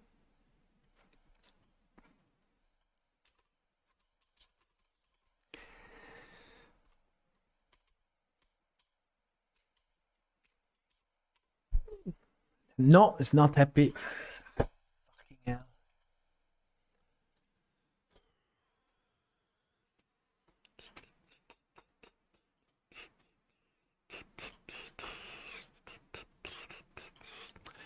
All right, so we will have to do it on the other one. All right. So the question at this point is,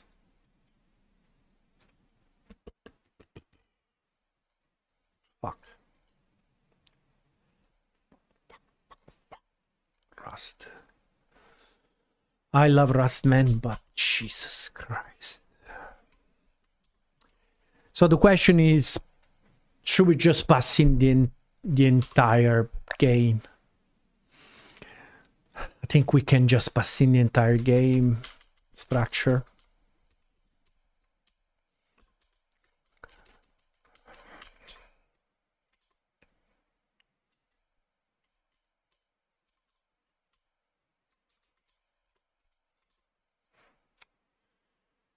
All right. Let's try to do it like this. I love this language, but man, sometimes it's infuriating.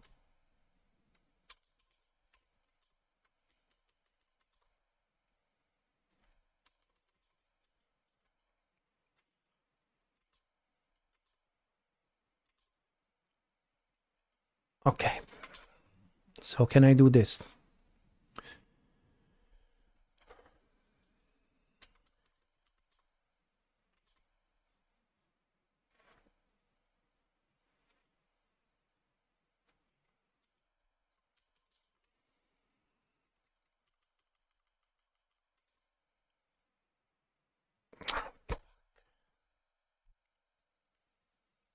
Not declare as mutable.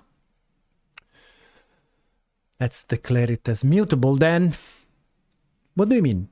Ah, shit. Okay, it's already a reference to mutable game. So let's just do it, man. All right. Okay. All right. It's a custom. It's a. Is it a custom Rust engine like the? I don't know the Ren 3 engine, but yes, is a custom engine. Yeah. Okay. All right. So that means that we can do our GL stuff here. So let's say that we want to how we do this. Rect is gonna be self-sequence. So it's gonna be rect. All right. And rect, if I remember correctly, is actual positions, which is good. Right? It's not good. Because now we have to worry about the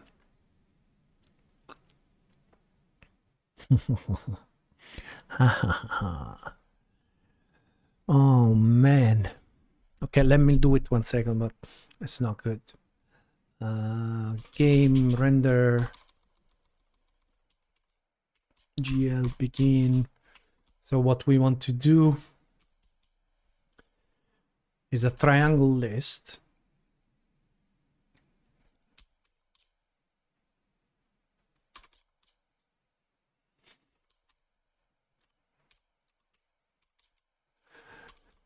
And we want to do yellow. Eventually with a blink. Well, let's say, so it's gonna be a blinker. So let's do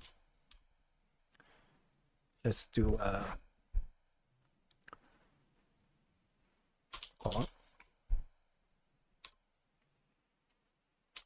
So let's do it like this. So do it like this.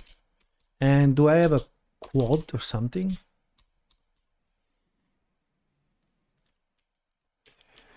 I don't have a quad. I have a box wireframe, but I need a quad. Quad. And this is gonna be a quad 3FW, something like that.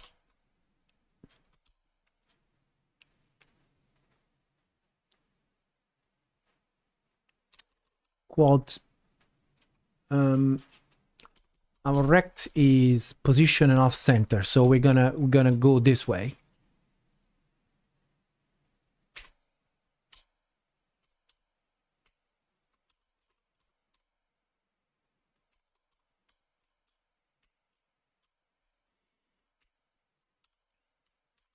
Okay. Let's implement this guy.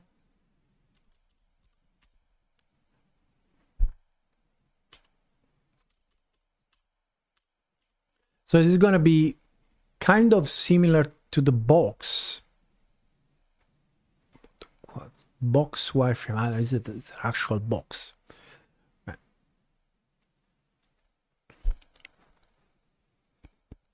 That's because this one is also getting a matrix, but I think it's a little bit overkill. Right. So just implement it. So it's going to be mutable self. So this is going to be self vertex 3FW. Where this is position and this is half size.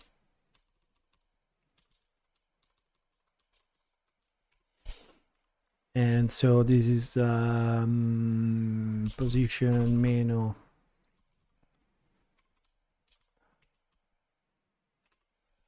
Let's do it all like this.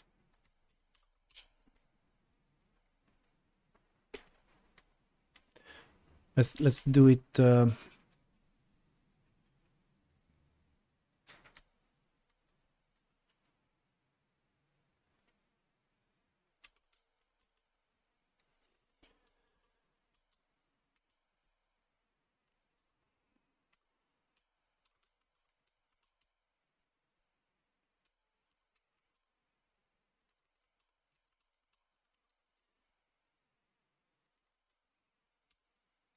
Right, so let's try this and hope for the best. Let's hope that the order. Let's hope we are lucky. Okay.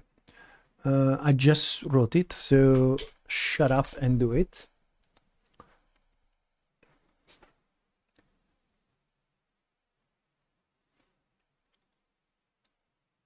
Oh, weird. What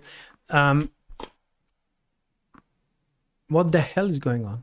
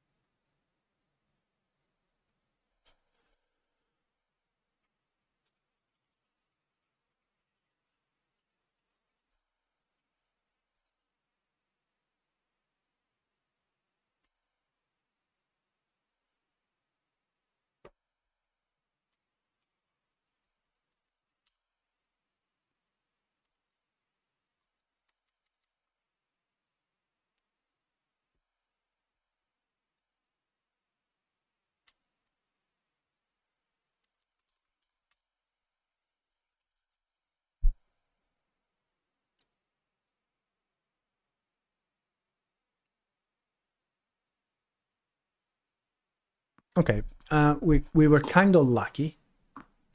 Okay, there are a couple of things that I don't like.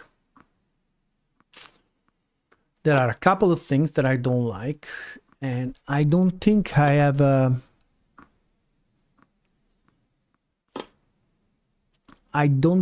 a support to do this right now, sadly.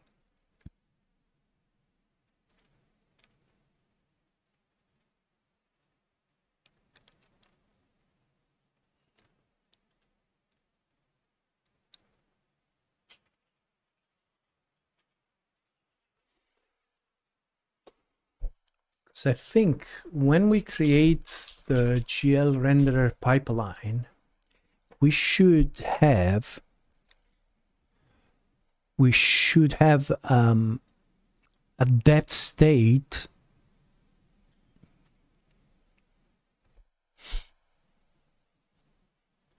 that does not write to the depth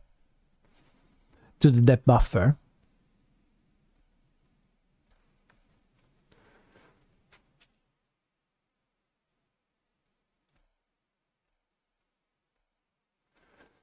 Now we have this depth write enabled. The thing is, yeah, when we render the scene, so how does it work? We prepare the GL renders. We render the main pass. We do this. Set blend enable. Set alpha to coverage false. And I think we need to do self command buffer set depth right enable false.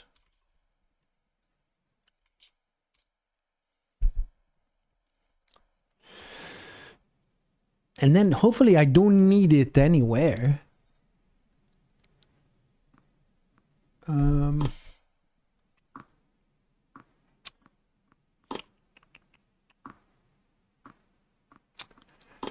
Now here the problem is not even that. The problem is that it's completely, yeah, of course it's completely ignoring the depth buffer because we don't have a depth buffer. Okay.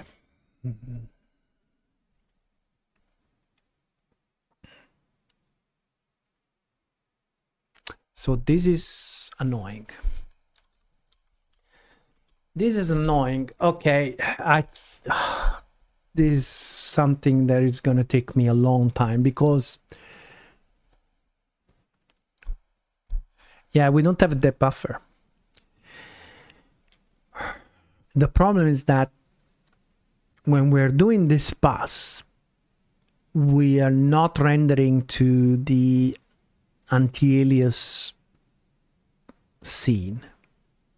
Now, I think the reason why I did this is because originally my GL renderer was something that I was considering to do UI work, to do the user interface. So it made total sense to have it after the anti-alias resolve. But now what is happening is that the user interface is all made with IMGUI. So our GL renderer, it's really more to render stuff in on the scene in 3D. So I'm wondering if I should move this guy over here.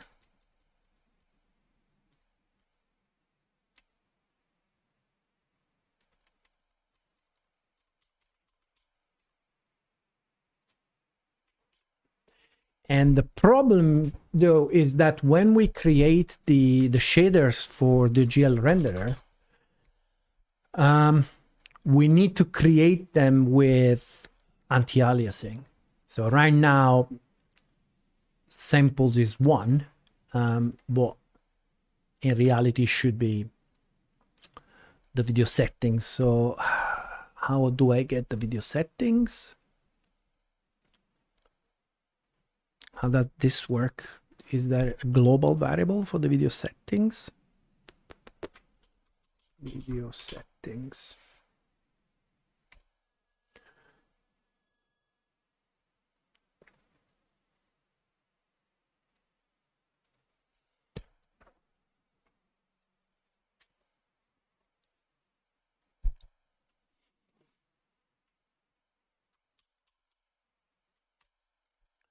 New render settings.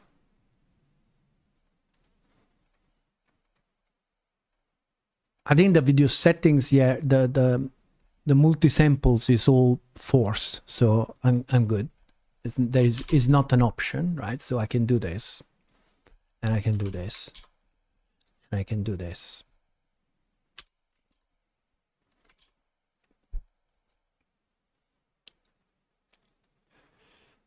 And the depth target format,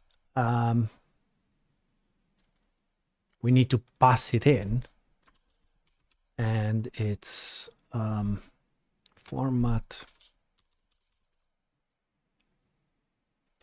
Is it an actual? Let's grab it from somewhere else. So yeah, there you go. That's what we want.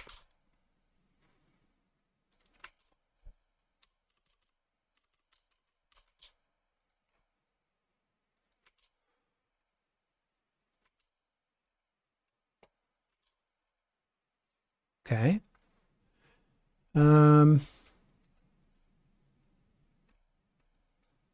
Okay. What else? I think we should be good. The question is if I'm using that stuff. I don't think I'm using that stuff in other things, so it should. Fuck me.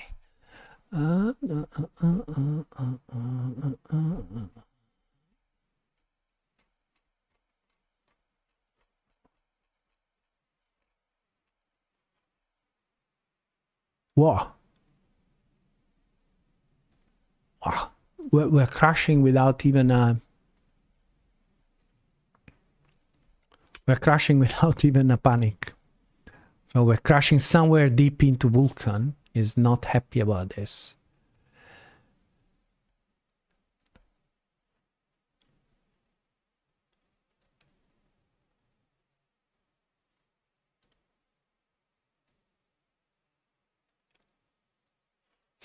Let's see if the Vulkan validation help us a little bit.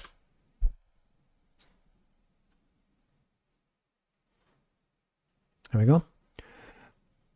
So what's going on? Was called before begin command buffer. Okay, got you. I think I know what's going on. Render scene. So the problem, I think it was this guy.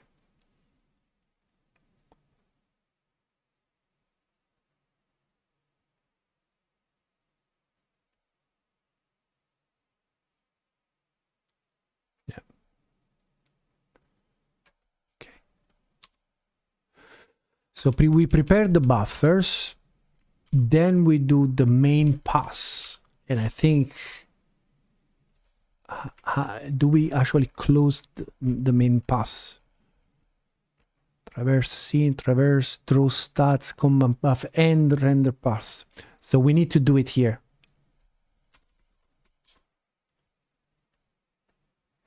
So we are already in blend. Stop the alpha to coverage and render the GL render. Right. It's quite a change, but the thing is that this concept changed in the middle of right now. Okay, so now we completely lost it. Let's see if we can see the other things like the trajectory is crashing.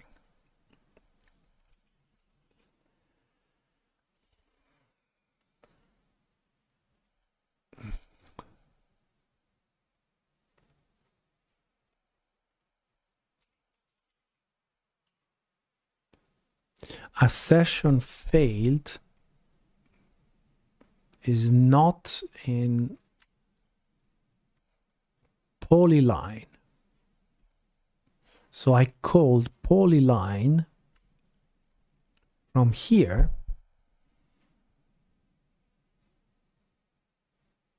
But I was in...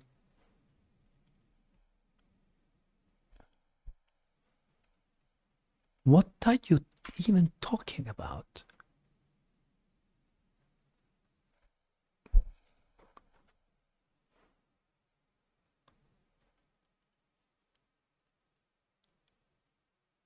Right. I shouldn't check all the batches. I should check the last batch. The question is, do I even have a last batch?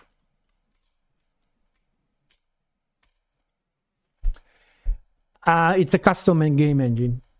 That's why I'm fighting so much. So trajectory. So at least it's not crashing. Does it even work? No, it doesn't work anymore. I completely broke the GL renderer.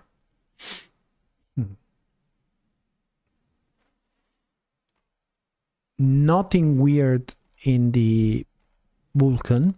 So the next thing to do is to go with render doc. Right? Let's go with render doc. And you know, the other thing that I could have broken is the... this is so annoying because now for sure I broke the visualization for the bones. 100% I broke it. 100%. 100%. So show skeleton. It's working.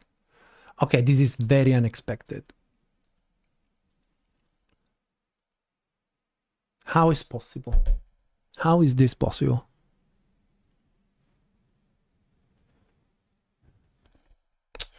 All right, let's have a look at render doc, try to understand what's going on.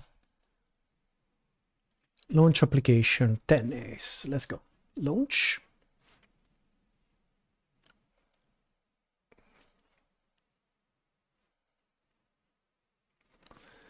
Right, let's capture this and let's have a look. We should have a rectangle there, so we need to understand why it's not showing up. So let's go and find where our rectangle could be. It should be 6 vertex and it should be really at the end. Here you go. I think this is the one. Okay. The mesh is correct. It's the rectangle.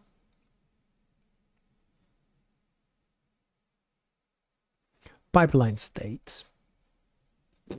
The output is correct. Kind of.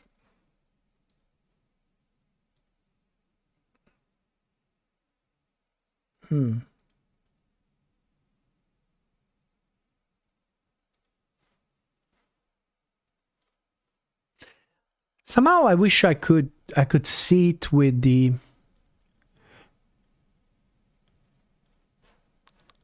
show previous instances, all instance whole pass. Ah, this is cool. Okay, so this is very useful. We can see that it's in the wrong place. Okay, that's not the one. That's not the one. We're debugging this, right? So this is probably the one that we are no, this is our post-processing pass. So it looks like it's not getting called. What is this?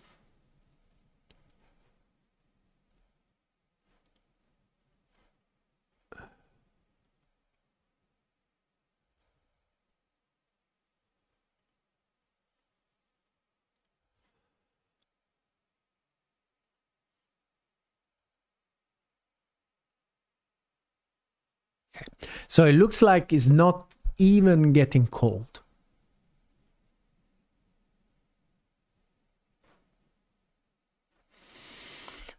All right. Render main pass. Bang. Boom, boom, boom, boom, boom. Boom, boom, boom, boom, boom. Common buffer. We traverse the scene, so this is our transparent pass. Transparent pass. All right.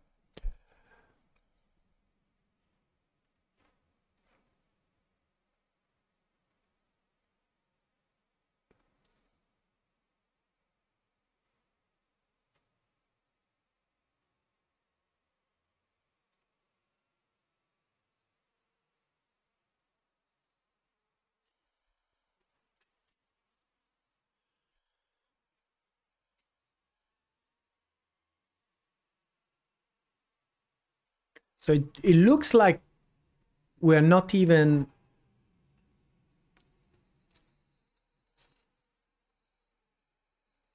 rendering it, nothing.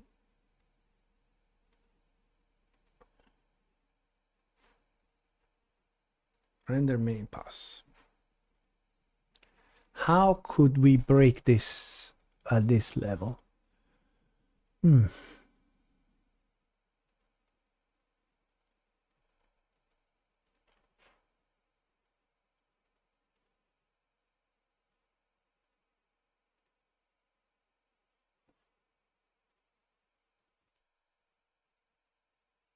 You got some problems?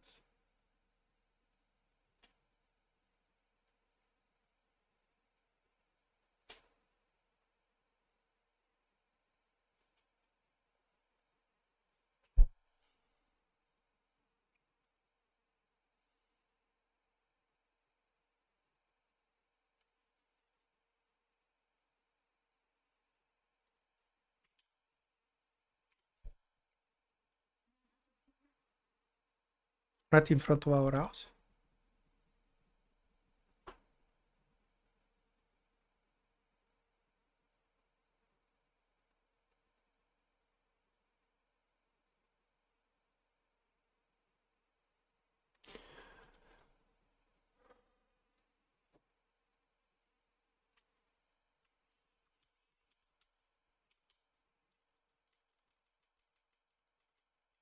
I really didn't want to spend time. I really didn't want to spend time in rendering stuff. Jesus Christ.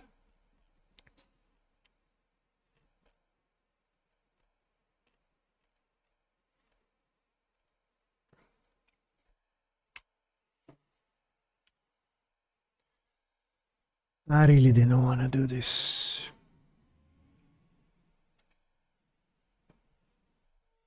Boom.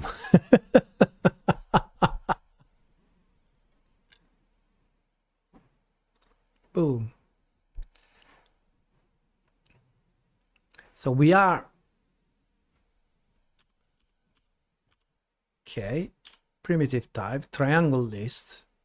So it's doing this, and then it's doing a draw of how many? So we have a batch of 6. So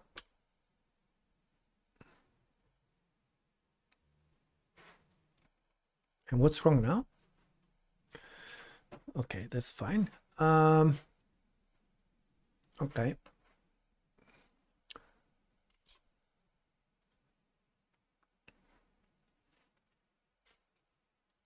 I don't know. Right now, I really don't know.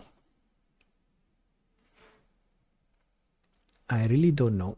Let's try to capture again. But I really don't know what's going on. Let's also have the ball trajectory just to, and let's capture. Okay. Let's have a look. Color pass.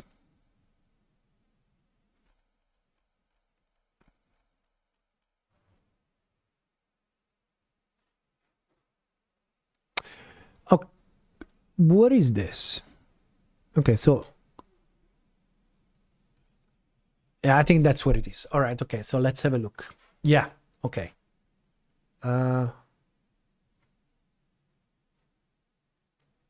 Show the whole pass. Can you show the whole pass? Just draw whole pass. Okay. All right, so that's our thing.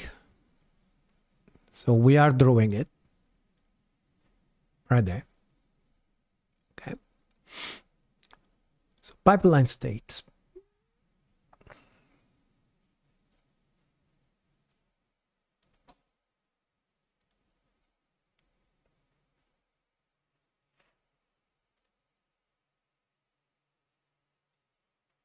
Right.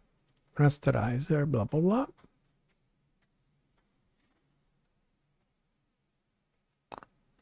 So one of the problem could be the call mode.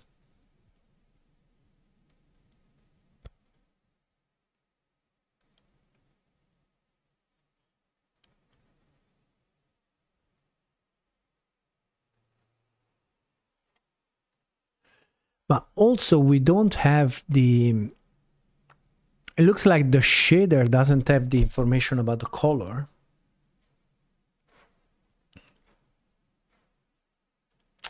What's going on? What's going on here? Why this thing is failing so bad?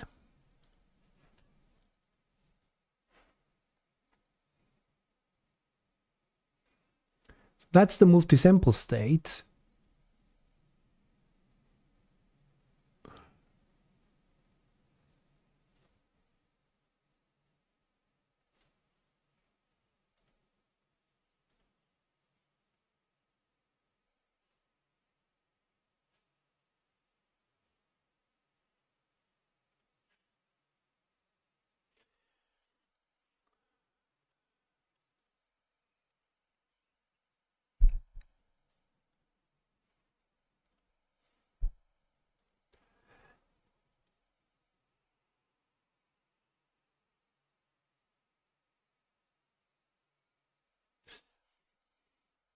The render targets would be wrong, right? But why the validation is not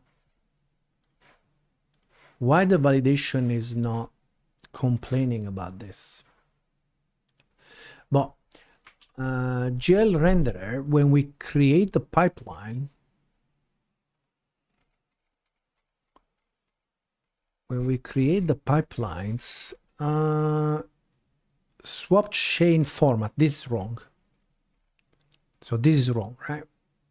In reality, now we are rendering to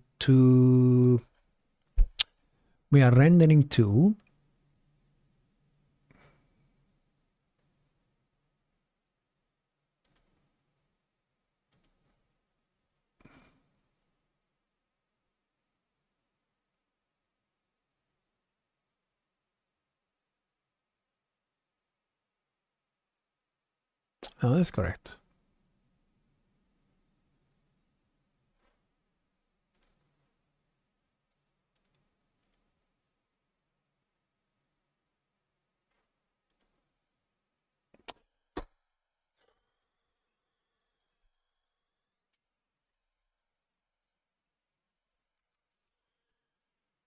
GL frag.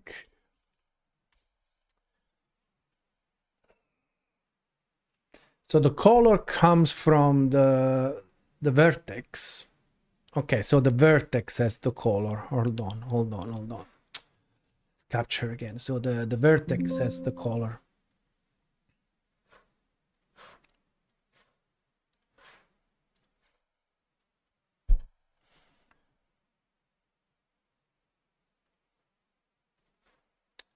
So much frustration.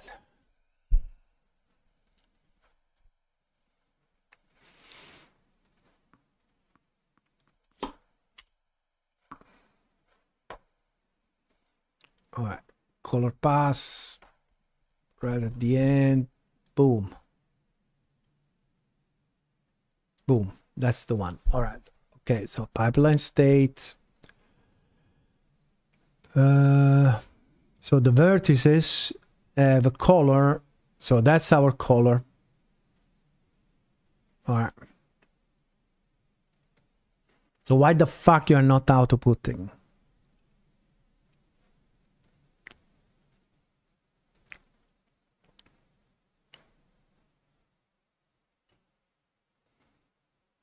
I really don't think it's a problem with the culling.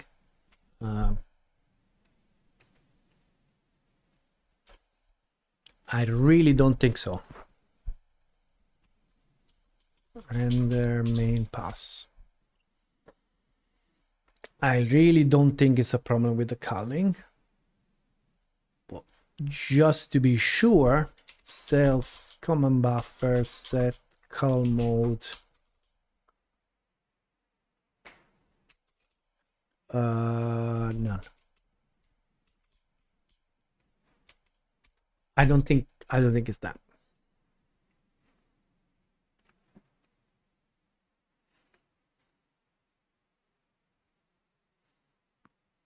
Oh.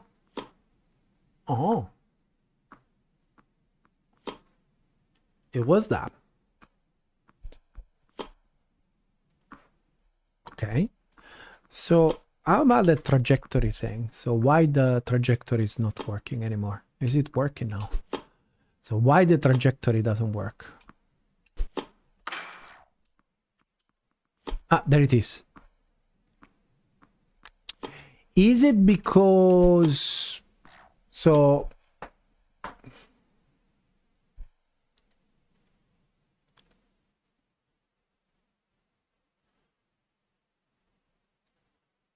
So that was really interesting. What was going on with the trajectory?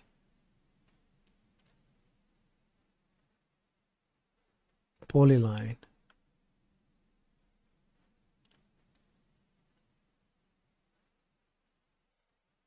Let's debug again with the trajectory.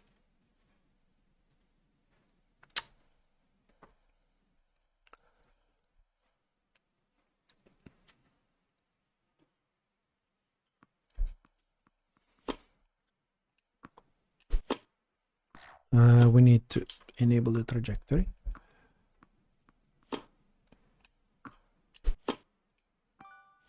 Okay, let's try to debug this. So I think that's that could be a fight. So that's fine. So what happened to the trajectory? So this is our trajectory, mesh state. Yeah, that's how it looks like. And that's how it looks like in the output. So the question is why you're not rendering it.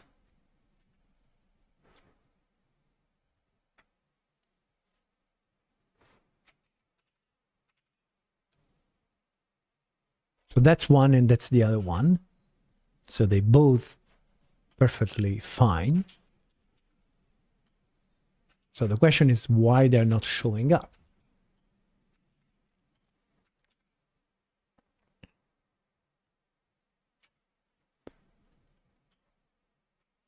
Color is full color.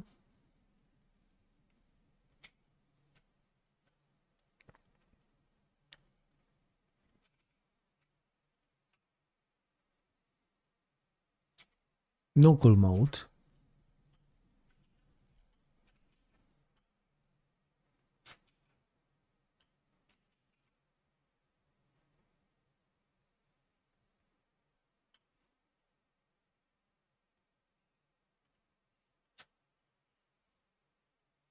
Is there anything different in there apart from the back? No.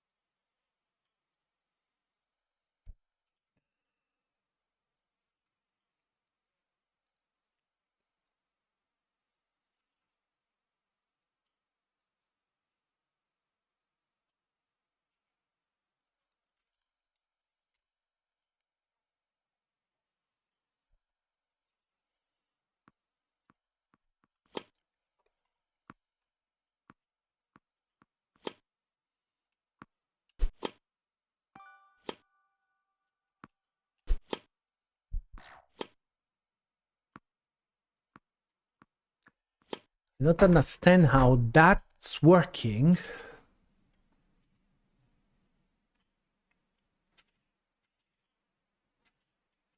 I mean, that's not working while the editor is working when it has to show the bones. Doesn't make any sense.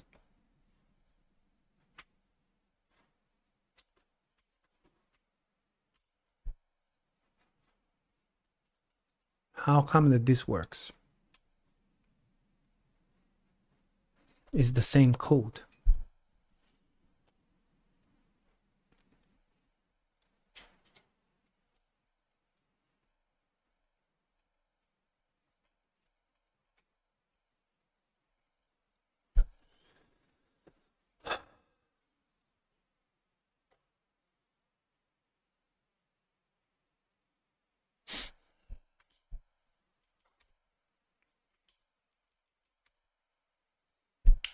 So frustrating.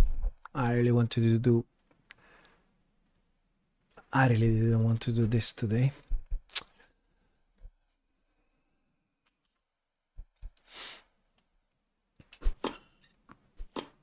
So you see that What the fuck is going on? What is that?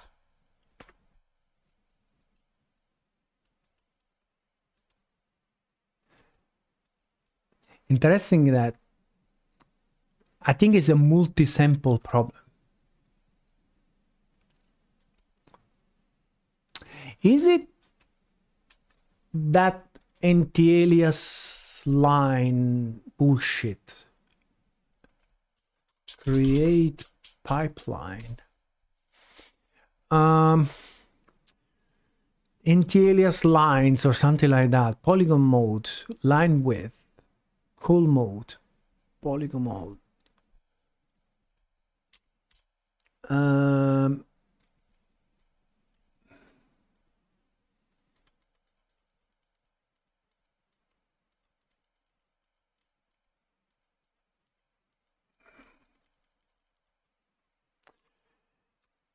I remember that there was a nonsense multi-sample.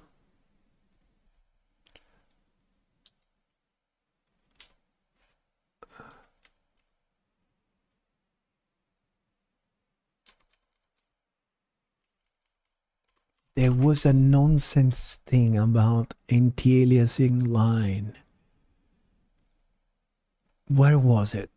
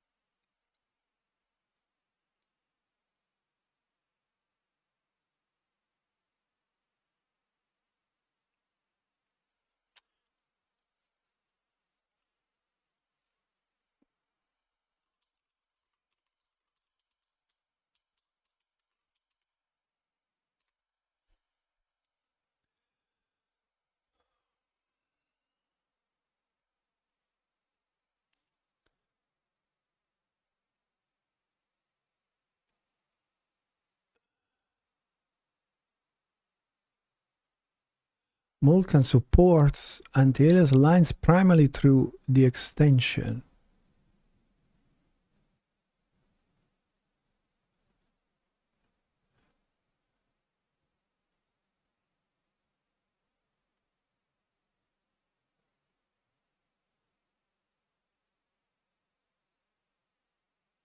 Is it because we're turning off this? Should we turn this on?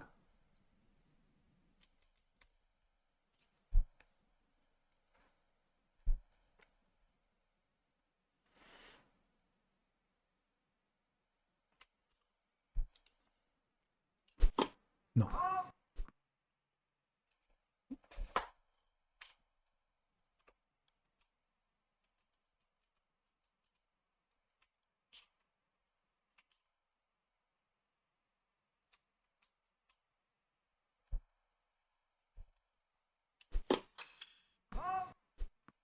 So now they disappeared completely, both that and that. So if I turn on the alpha to coverage. What the hell is going on here? GL render. What the hell is going on? Line list, pipeline layout, Swift chain formats.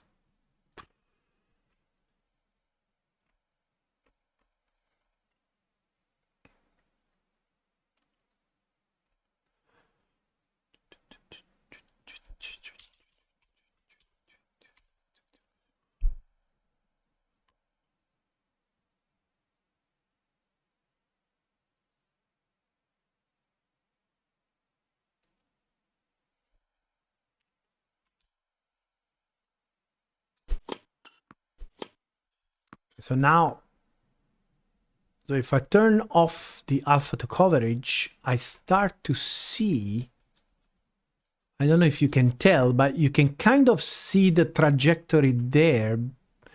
So he's interacting with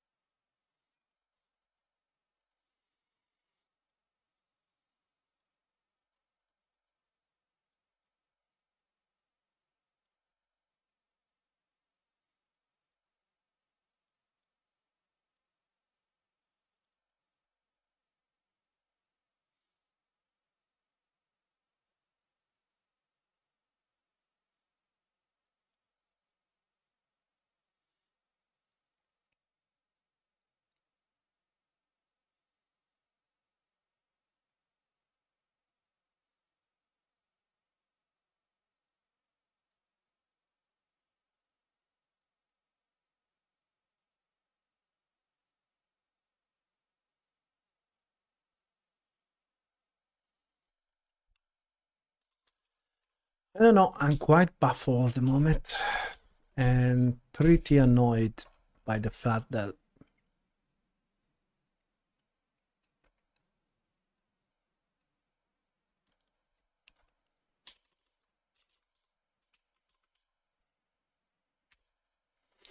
it's not working. Also because I really don't understand what I'm seeing.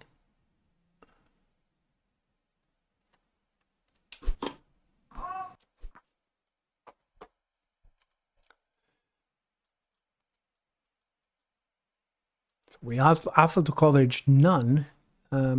We don't see it at all. We don't see the lines at all. Even with this compare always. Is it possible that I don't think I fuck it up here. Set blend enabled. What else? What else I do here? Interesting. Cool mode to none. No. No, I don't really do anything particularly bad.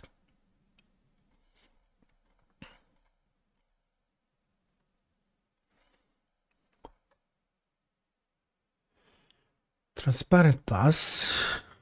Then we, so if we do this again.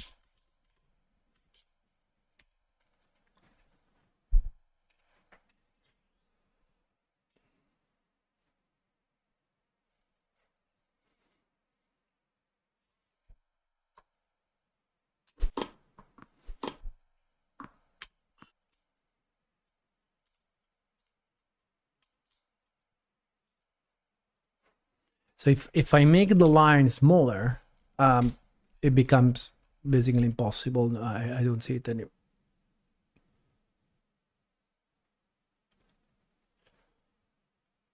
Equal. Create pipeline samples. What am I missing?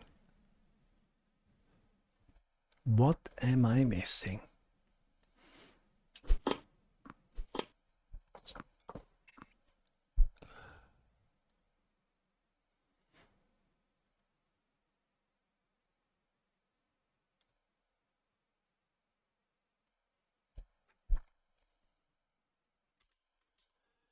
I am missing something, but I don't know what.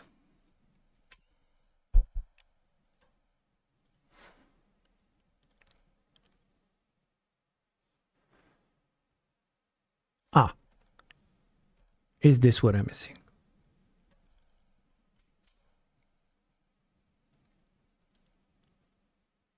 Yeah. Yeah, that's what I'm missing.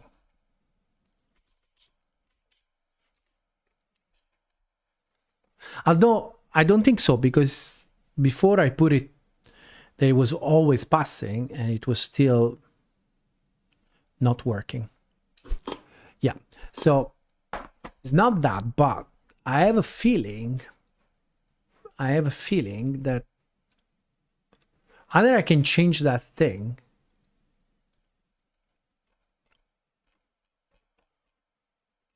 It's very annoying. Very, very annoying. Let me capture again. I bet there's something to do with that depth state.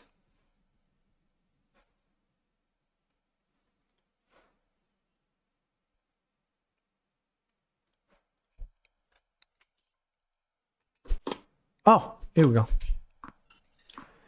So, like an idiot, was I not? So basically, I was being an idiot.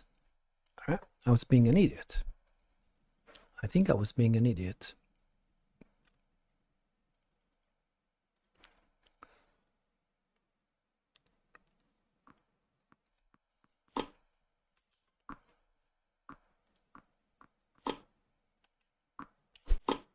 Okay. Okay. Let's move on. So this is working. Great. All right. Let's fix this thing now. So in order to fix that, finally, all right, I need to raise it a little bit. And the way we're going to do this is by calling this guy like this with rect z, rect x. Then we put this at 5 centimeter over the surface and plus y. And that should get rid of that flickering.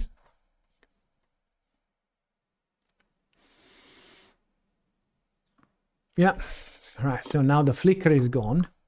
Okay, let's get some transparency going.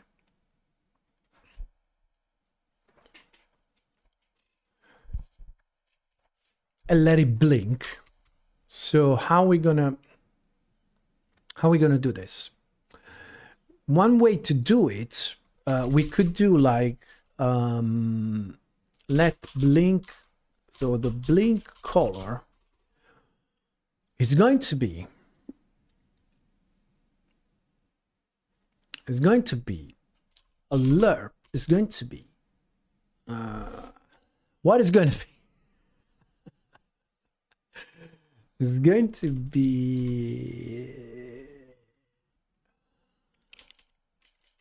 we could lerp this yellow, lerp to what? To another yellow,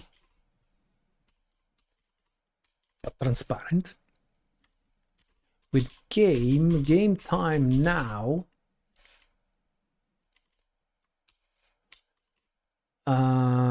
multiplied by something, let's say by 2, thin, ABS.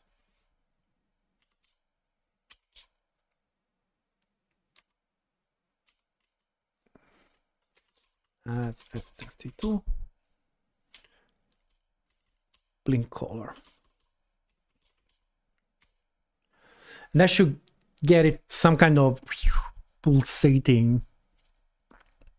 There you go. Okay. Now, I think the player cannot miss that. Right? And we can make it faster.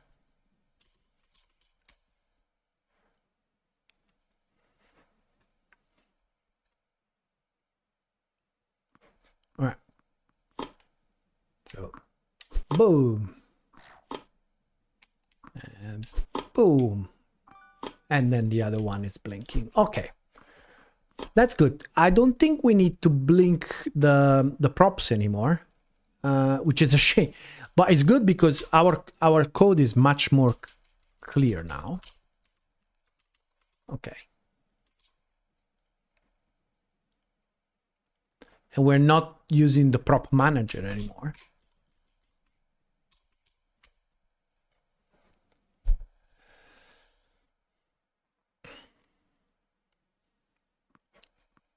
Okay. And something else that we could do, not to make it so obvious, we could also the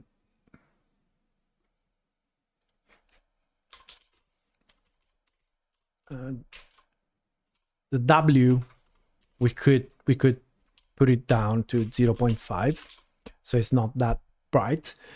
And then what it would be interesting is to so right now we have that rectangle blinking. It would be interesting to also have the perimeter of the rectangle highlighted. Perhaps the perimeter of the rectangle might not blink. So let's have a look how that will look like. So this is like the inside, right? Target inside, right? And the idea is to have something like tick line list, right? We don't blink the color for that. We just put a yellow.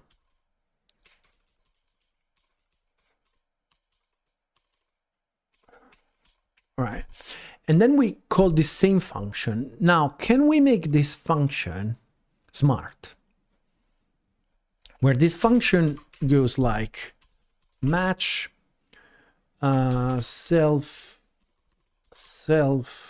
batches last unwrap primitive type, right? When we go that if this is a triangle list, right, we do this, right? Otherwise, we treat it as a perimeter.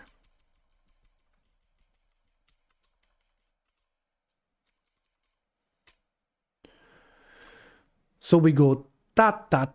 So we go, and we have to do. We have to repeat like so. Ta.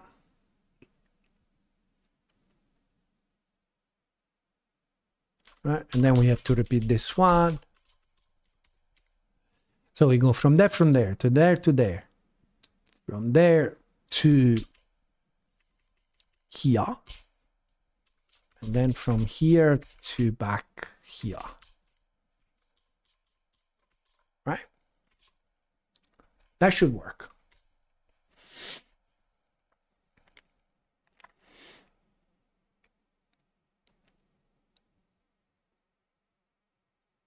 There you go. All right. Okay, so it's a little bit heavy. Right? It's a little bit heavy, but it's doing the job. It's doing the job.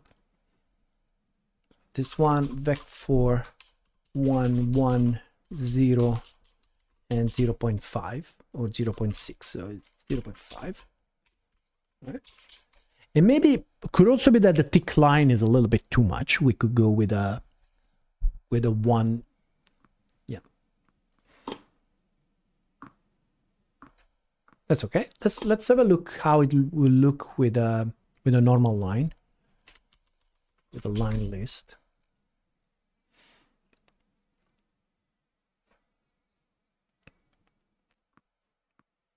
Probably better. I'm not sure. I'm not sure. It doesn't really look great. Right.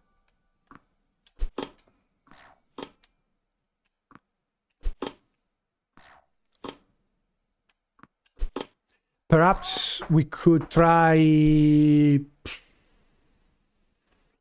brightening up a little bit. So instead of so let's go with let's have like a const target color, right? And it's gonna be a vec4f, and it's gonna be, so let's say that instead of a yellow we go for a super bright yellow.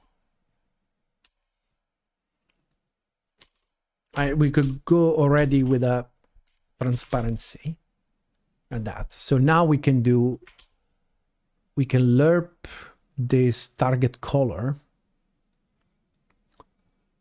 So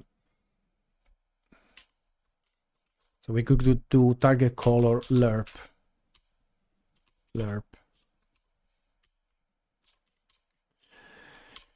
The only difference is that we have this thing here. I could actually do a nice Rust thing here. I could do W equals 0, and the rest is target color. Yeah, almost. Okay, that's cute. Okay, so we don't have to do this anymore. And here we can set it as a target color. And the variable doesn't have to be mutable. Okay, so now we have a kind of a brighter yellow. Yeah.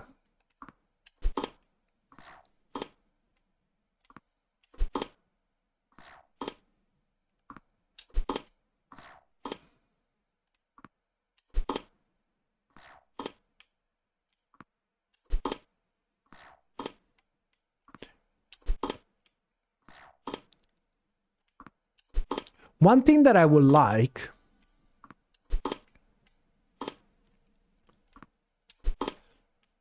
is to have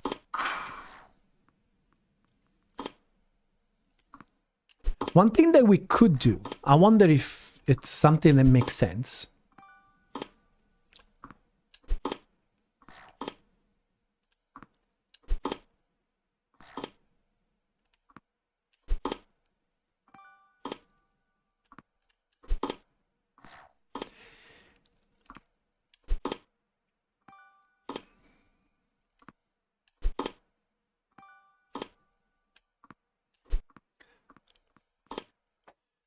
Because I would like this to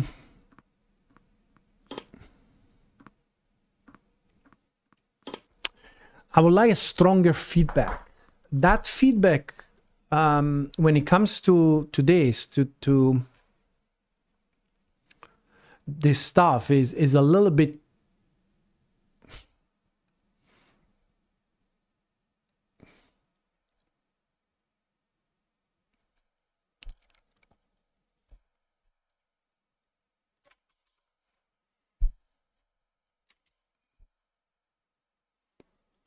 First of all, the volume is really low.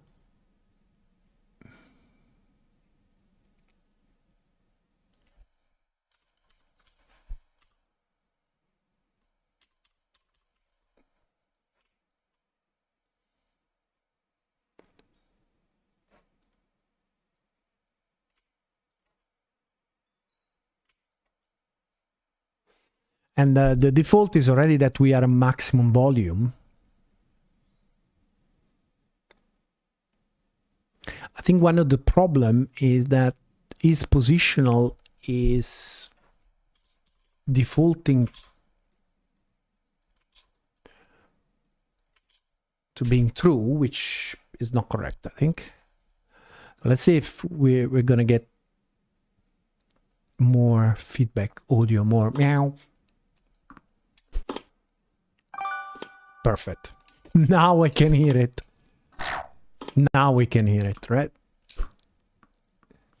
That one. Okay. So I'm thinking about more feedback.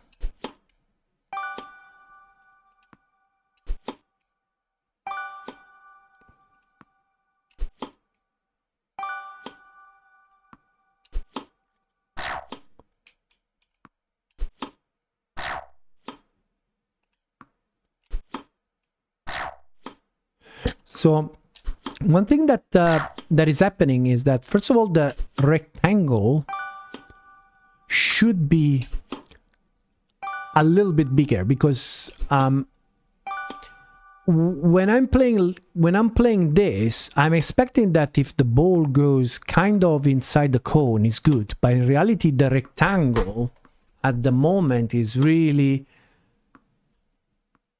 So if the ball is going here, it's a mistake. But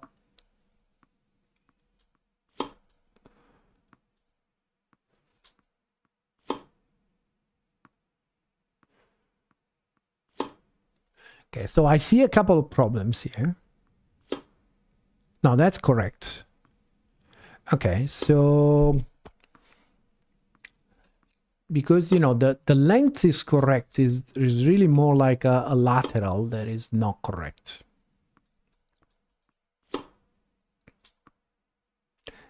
And here we can also see a problem with the court. This is a problem. Okay, so here we can see, I think, that we have a problem.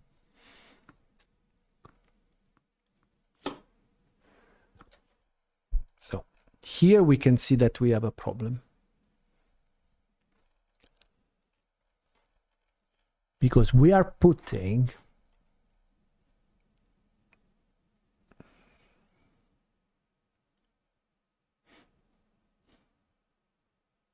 So we're putting the cone exactly on the maximum. So we expect the cone to be on the very border of the line. Well, it's not. And Chucks is not going to be happy about this. He's not going to be happy about this. Sebkun, how you doing?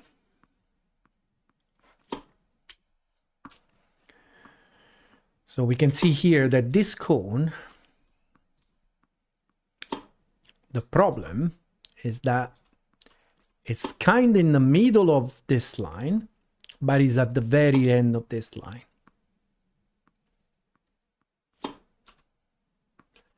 I hope this is not a big problem to fix.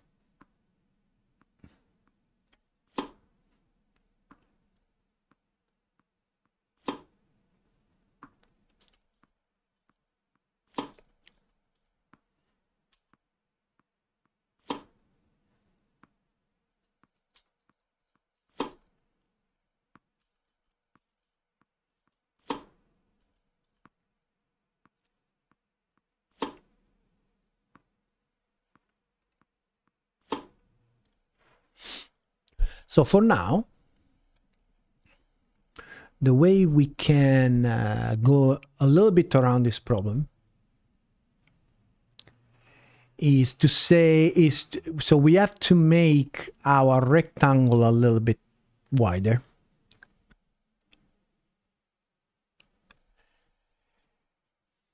Probably we really don't know how big is the cone, so we have to completely go, you know,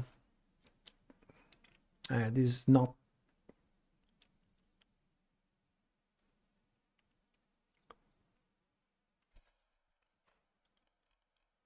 this is not that easy.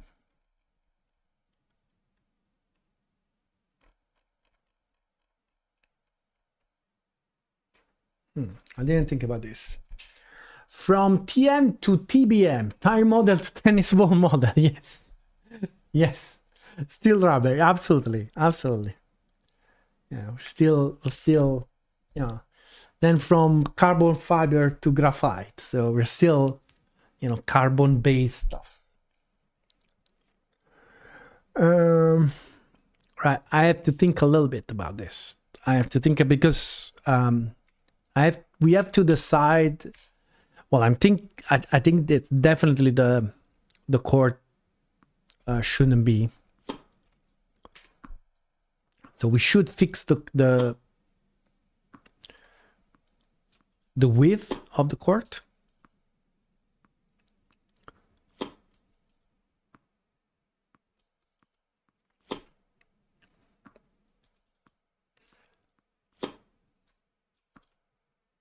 So the length is fine. It's just that in order to avoid the fighting with the depth, I need to, let's see how low I can put it without creating problems. I should be able to go pretty low. So where are we?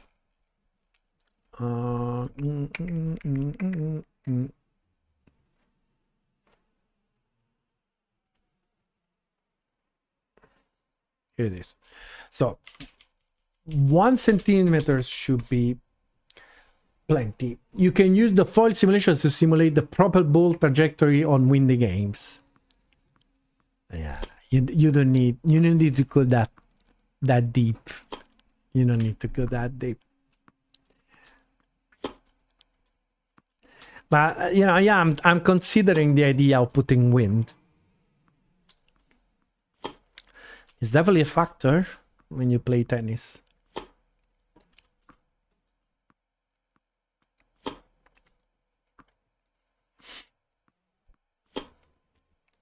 So I really don't know.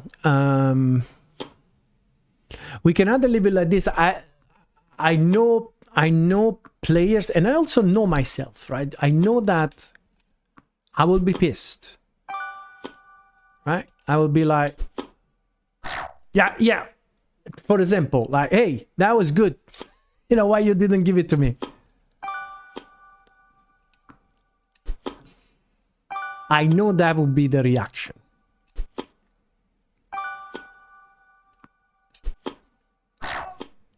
So that's fine. Now that, you know, I missed it by quite a big margin.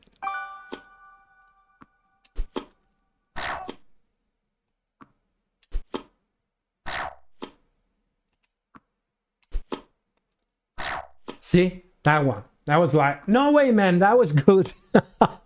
Why you didn't give it to me? Okay, I need to do something about this.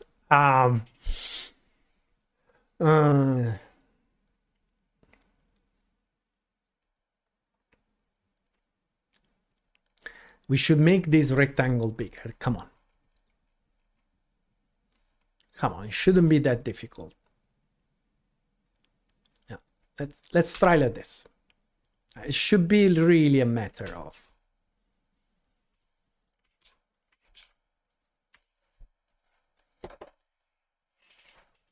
absolutely.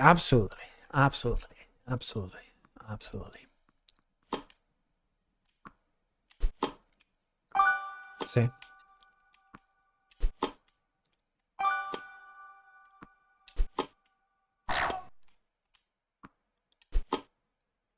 That's okay. Oof.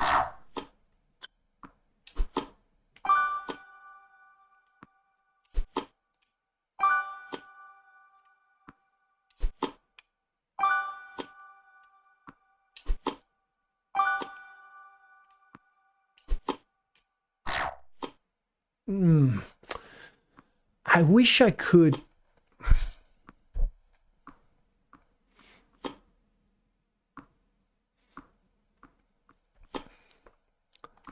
That was so close. That, let's see how our target looks like now. Okay, so it doesn't look like it changed the tone. Okay, which is worrying.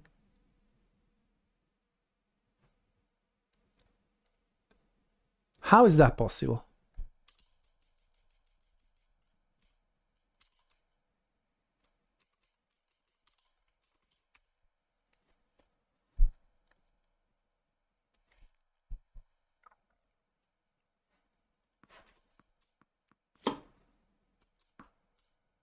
Okay, now we're talking, right? So now we're getting closer to the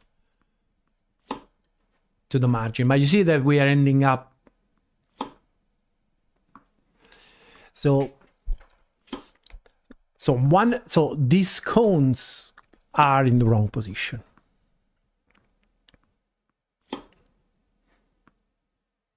So the target should be bigger, but this is too much manual work. It's too much manual work.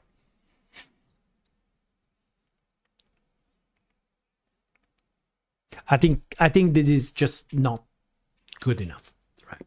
This is not good. This is not good. So I should be able to select things one time. And then, so let's think. Okay, so this is how we create the drill. So we can create the drill properly.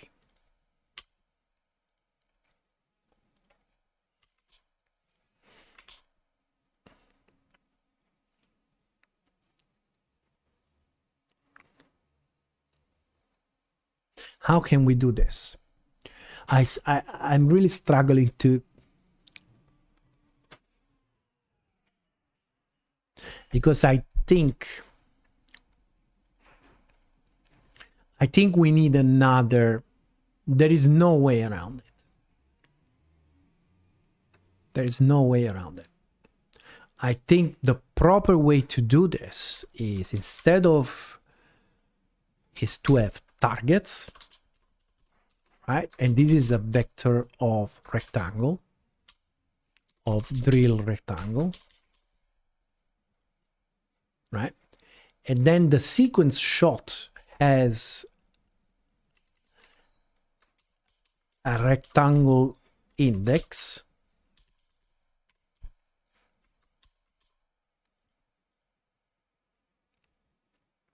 right? Feel me? So the idea is that, so we have targets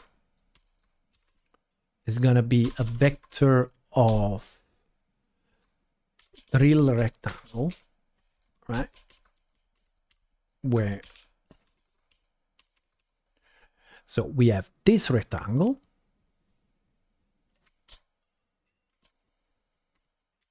right? And then we have the other rectangle on the other side.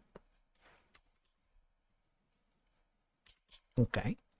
And then the shot sequence is going to tell us this one is the first rectangle, right?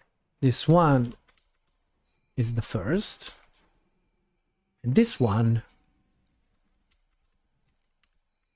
is the second.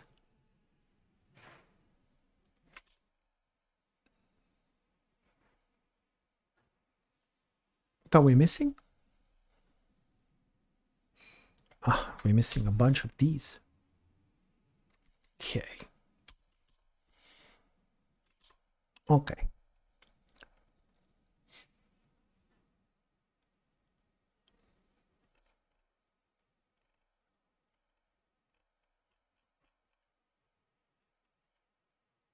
So now the rectangle for the shot, we have to grab it, and it's going to be self targets.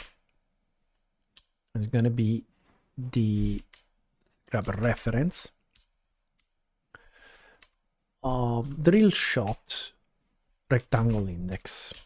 And now we have the rectangle.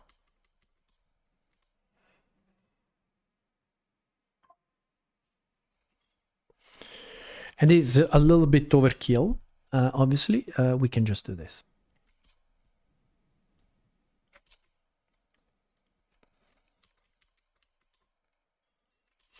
Okay.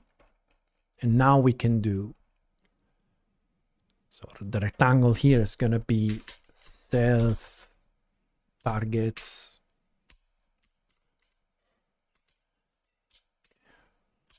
like that. You may say, okay, what's the point of all this? Okay, the point of all this that now the props can be actually created from the target, right? So our props is gonna be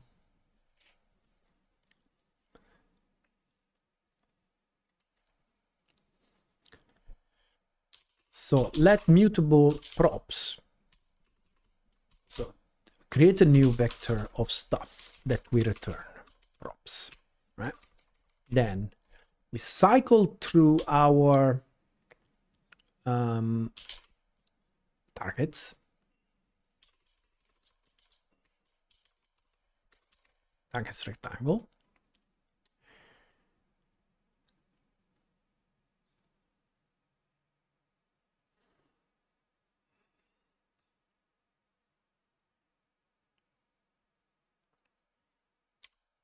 And then we probably also need the index of our rectangle, of our target. So we can choose the colors, right? So we could have some kind of colors, right? Which is an array of JVM colors. So the first is going to be green, and the second JVM colors yellow, something like that. So it's going to be an array of colors, like 4F. Right. So what we could do is at this point is we get here. So we're going to go training prop.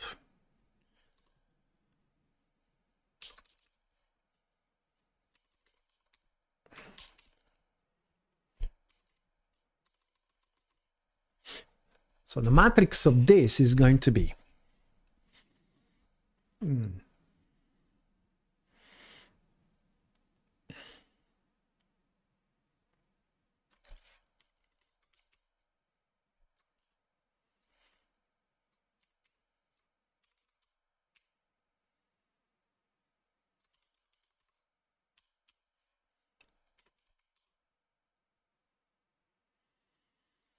so the matrix is going to be more mat for 4F from pos, and the position is going to be the position of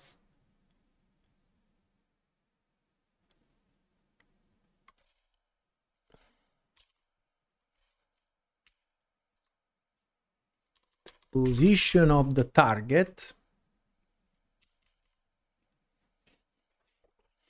plus back to minus the half size of a target, right?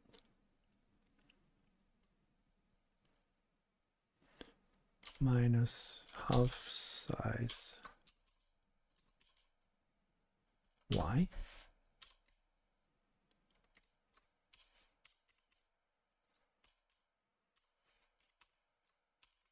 Not the most beautiful code. Okay.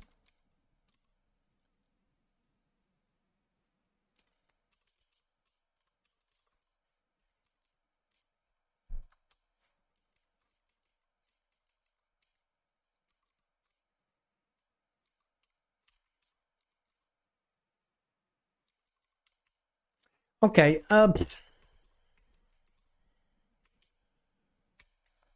So what is the advantage?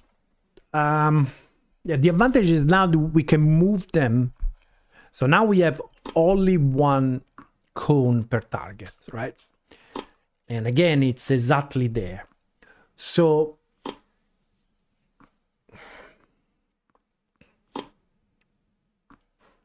how are we gonna do this in a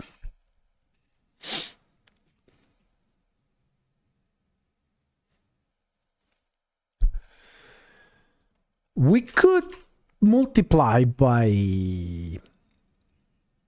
the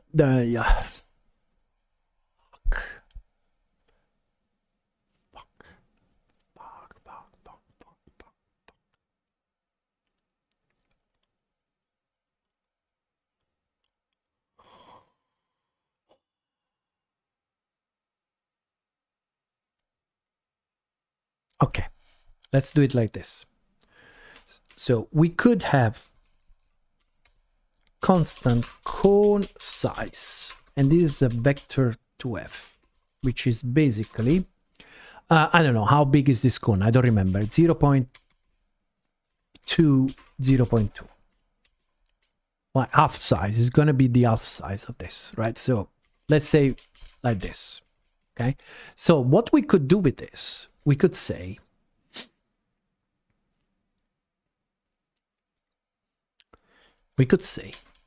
the half size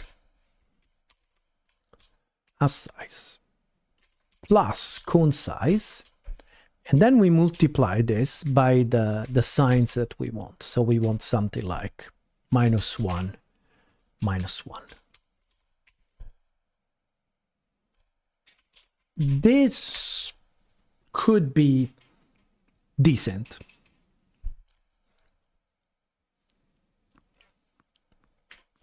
Right? So now we're moving in the wrong direction though. So it has to be minus cone size. I think we got it. I think we can do even better than this. But this is good, right? So now, as soon we realize what's the real size of that cone, let's, we want to be precise in this house. Let's figure out what is the precise size of that cone. I'm surprised it's not 1.5. Blender? Hello. All right. Okay. So that to me looks like exactly 1. No. Okay. So it's a weird size. It's a weird size. Can I fix it? Blender, come on. Oh, no. Select all. How I select? Okay. Then let's go in 3D so we make sure that we're not doing something stupid, and we scale it.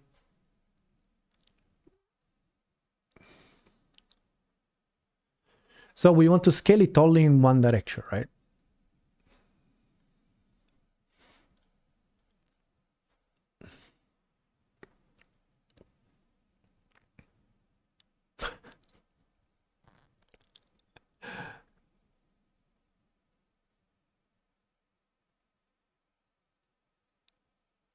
It's not the best interface in the world. Oh, we got it. So the only question is, it still looks decent. All right. So it looks to me like it should be now 1, right? Something like 1, 1, something like that. Measure. 0.2. Okay. 0.2. That's good enough. Okay, but what we want to do is apply these transforms. Boom. Okay, and then we save, and then we export as it's still sitting nicely on the, yeah. Export GLTF, blah blah blah blah blah blah blah blah blah. Boom, boom. All good. Okay, so now 0.1 should be perfect. Should be exactly Exactly what we want. There you go. Perfect. Okay. So this one is, I mean, it's not bad. We have an alternative. The alternative would be to do like size is this. So we could do this. We can extract this. And then here we could do something like minus size and minus size. To me, it looks a little bit nicer, to be honest. This one.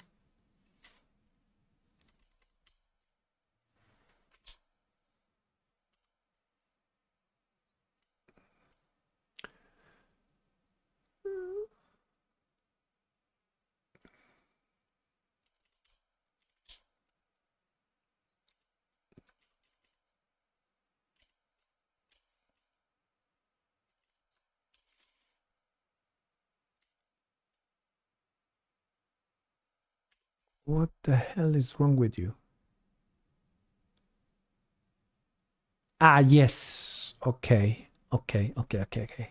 Size X, size Y. Okay. Yeah. Right. And then we can create the other. Right. Let's create them one at a time. So we make sure that they land where we expect. Right, that looks good. Yep.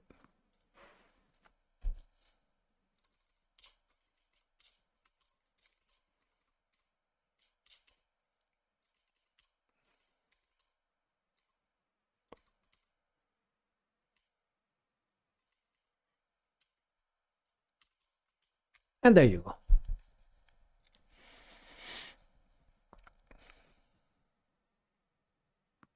So now we are creating directly from the targets, which is nice.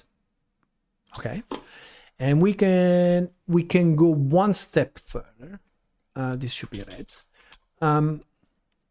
We can go one more, where when we check if the ball is in, which is here,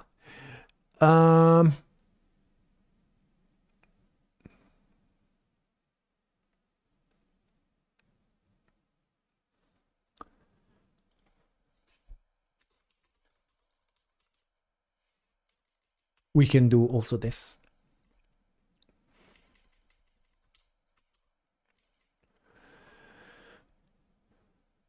And then this is okay, so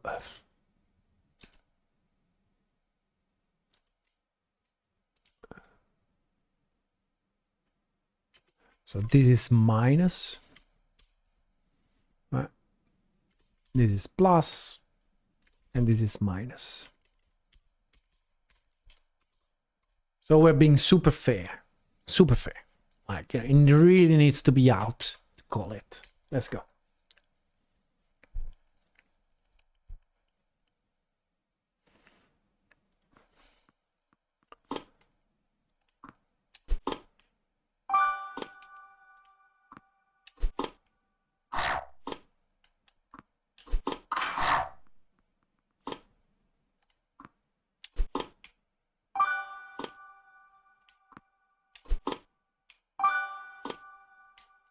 Ooh.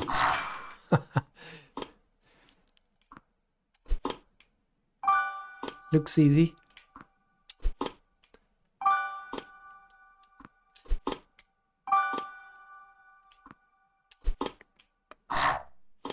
That's all right.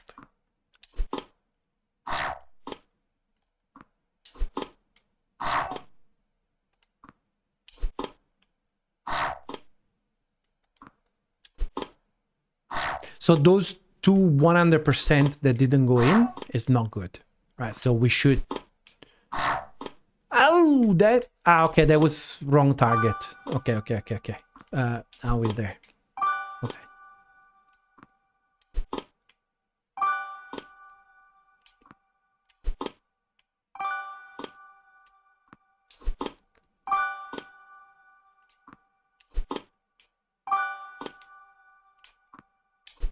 Ooh. Ooh.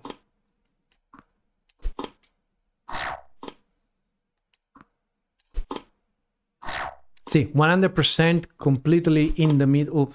Wrong target. Completely in the middle, and it shouldn't miss.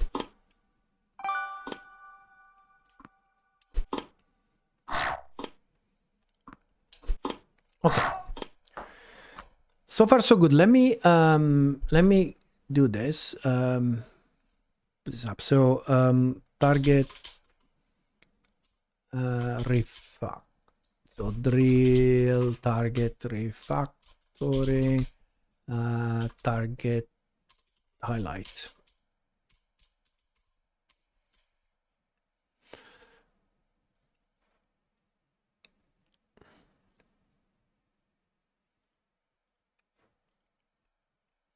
Okay. So far so good.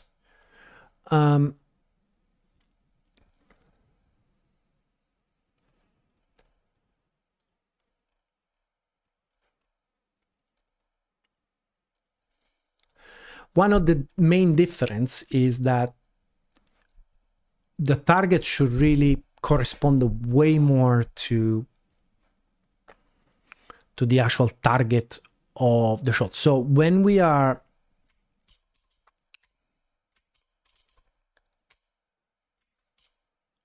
step swing,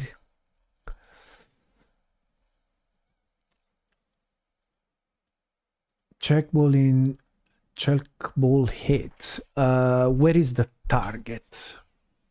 Shot target with radius. So this is the target. So the target is assigned when we create the thing, solve target. Okay, so this is our real target here. And I have a feeling that I need to get these out.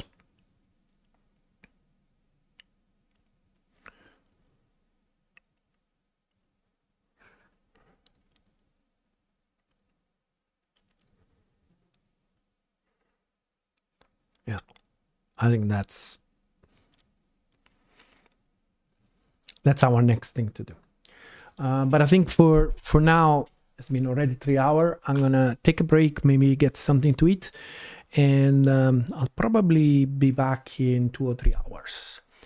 Thanks a lot, guys, for hanging, and I'll see you probably later.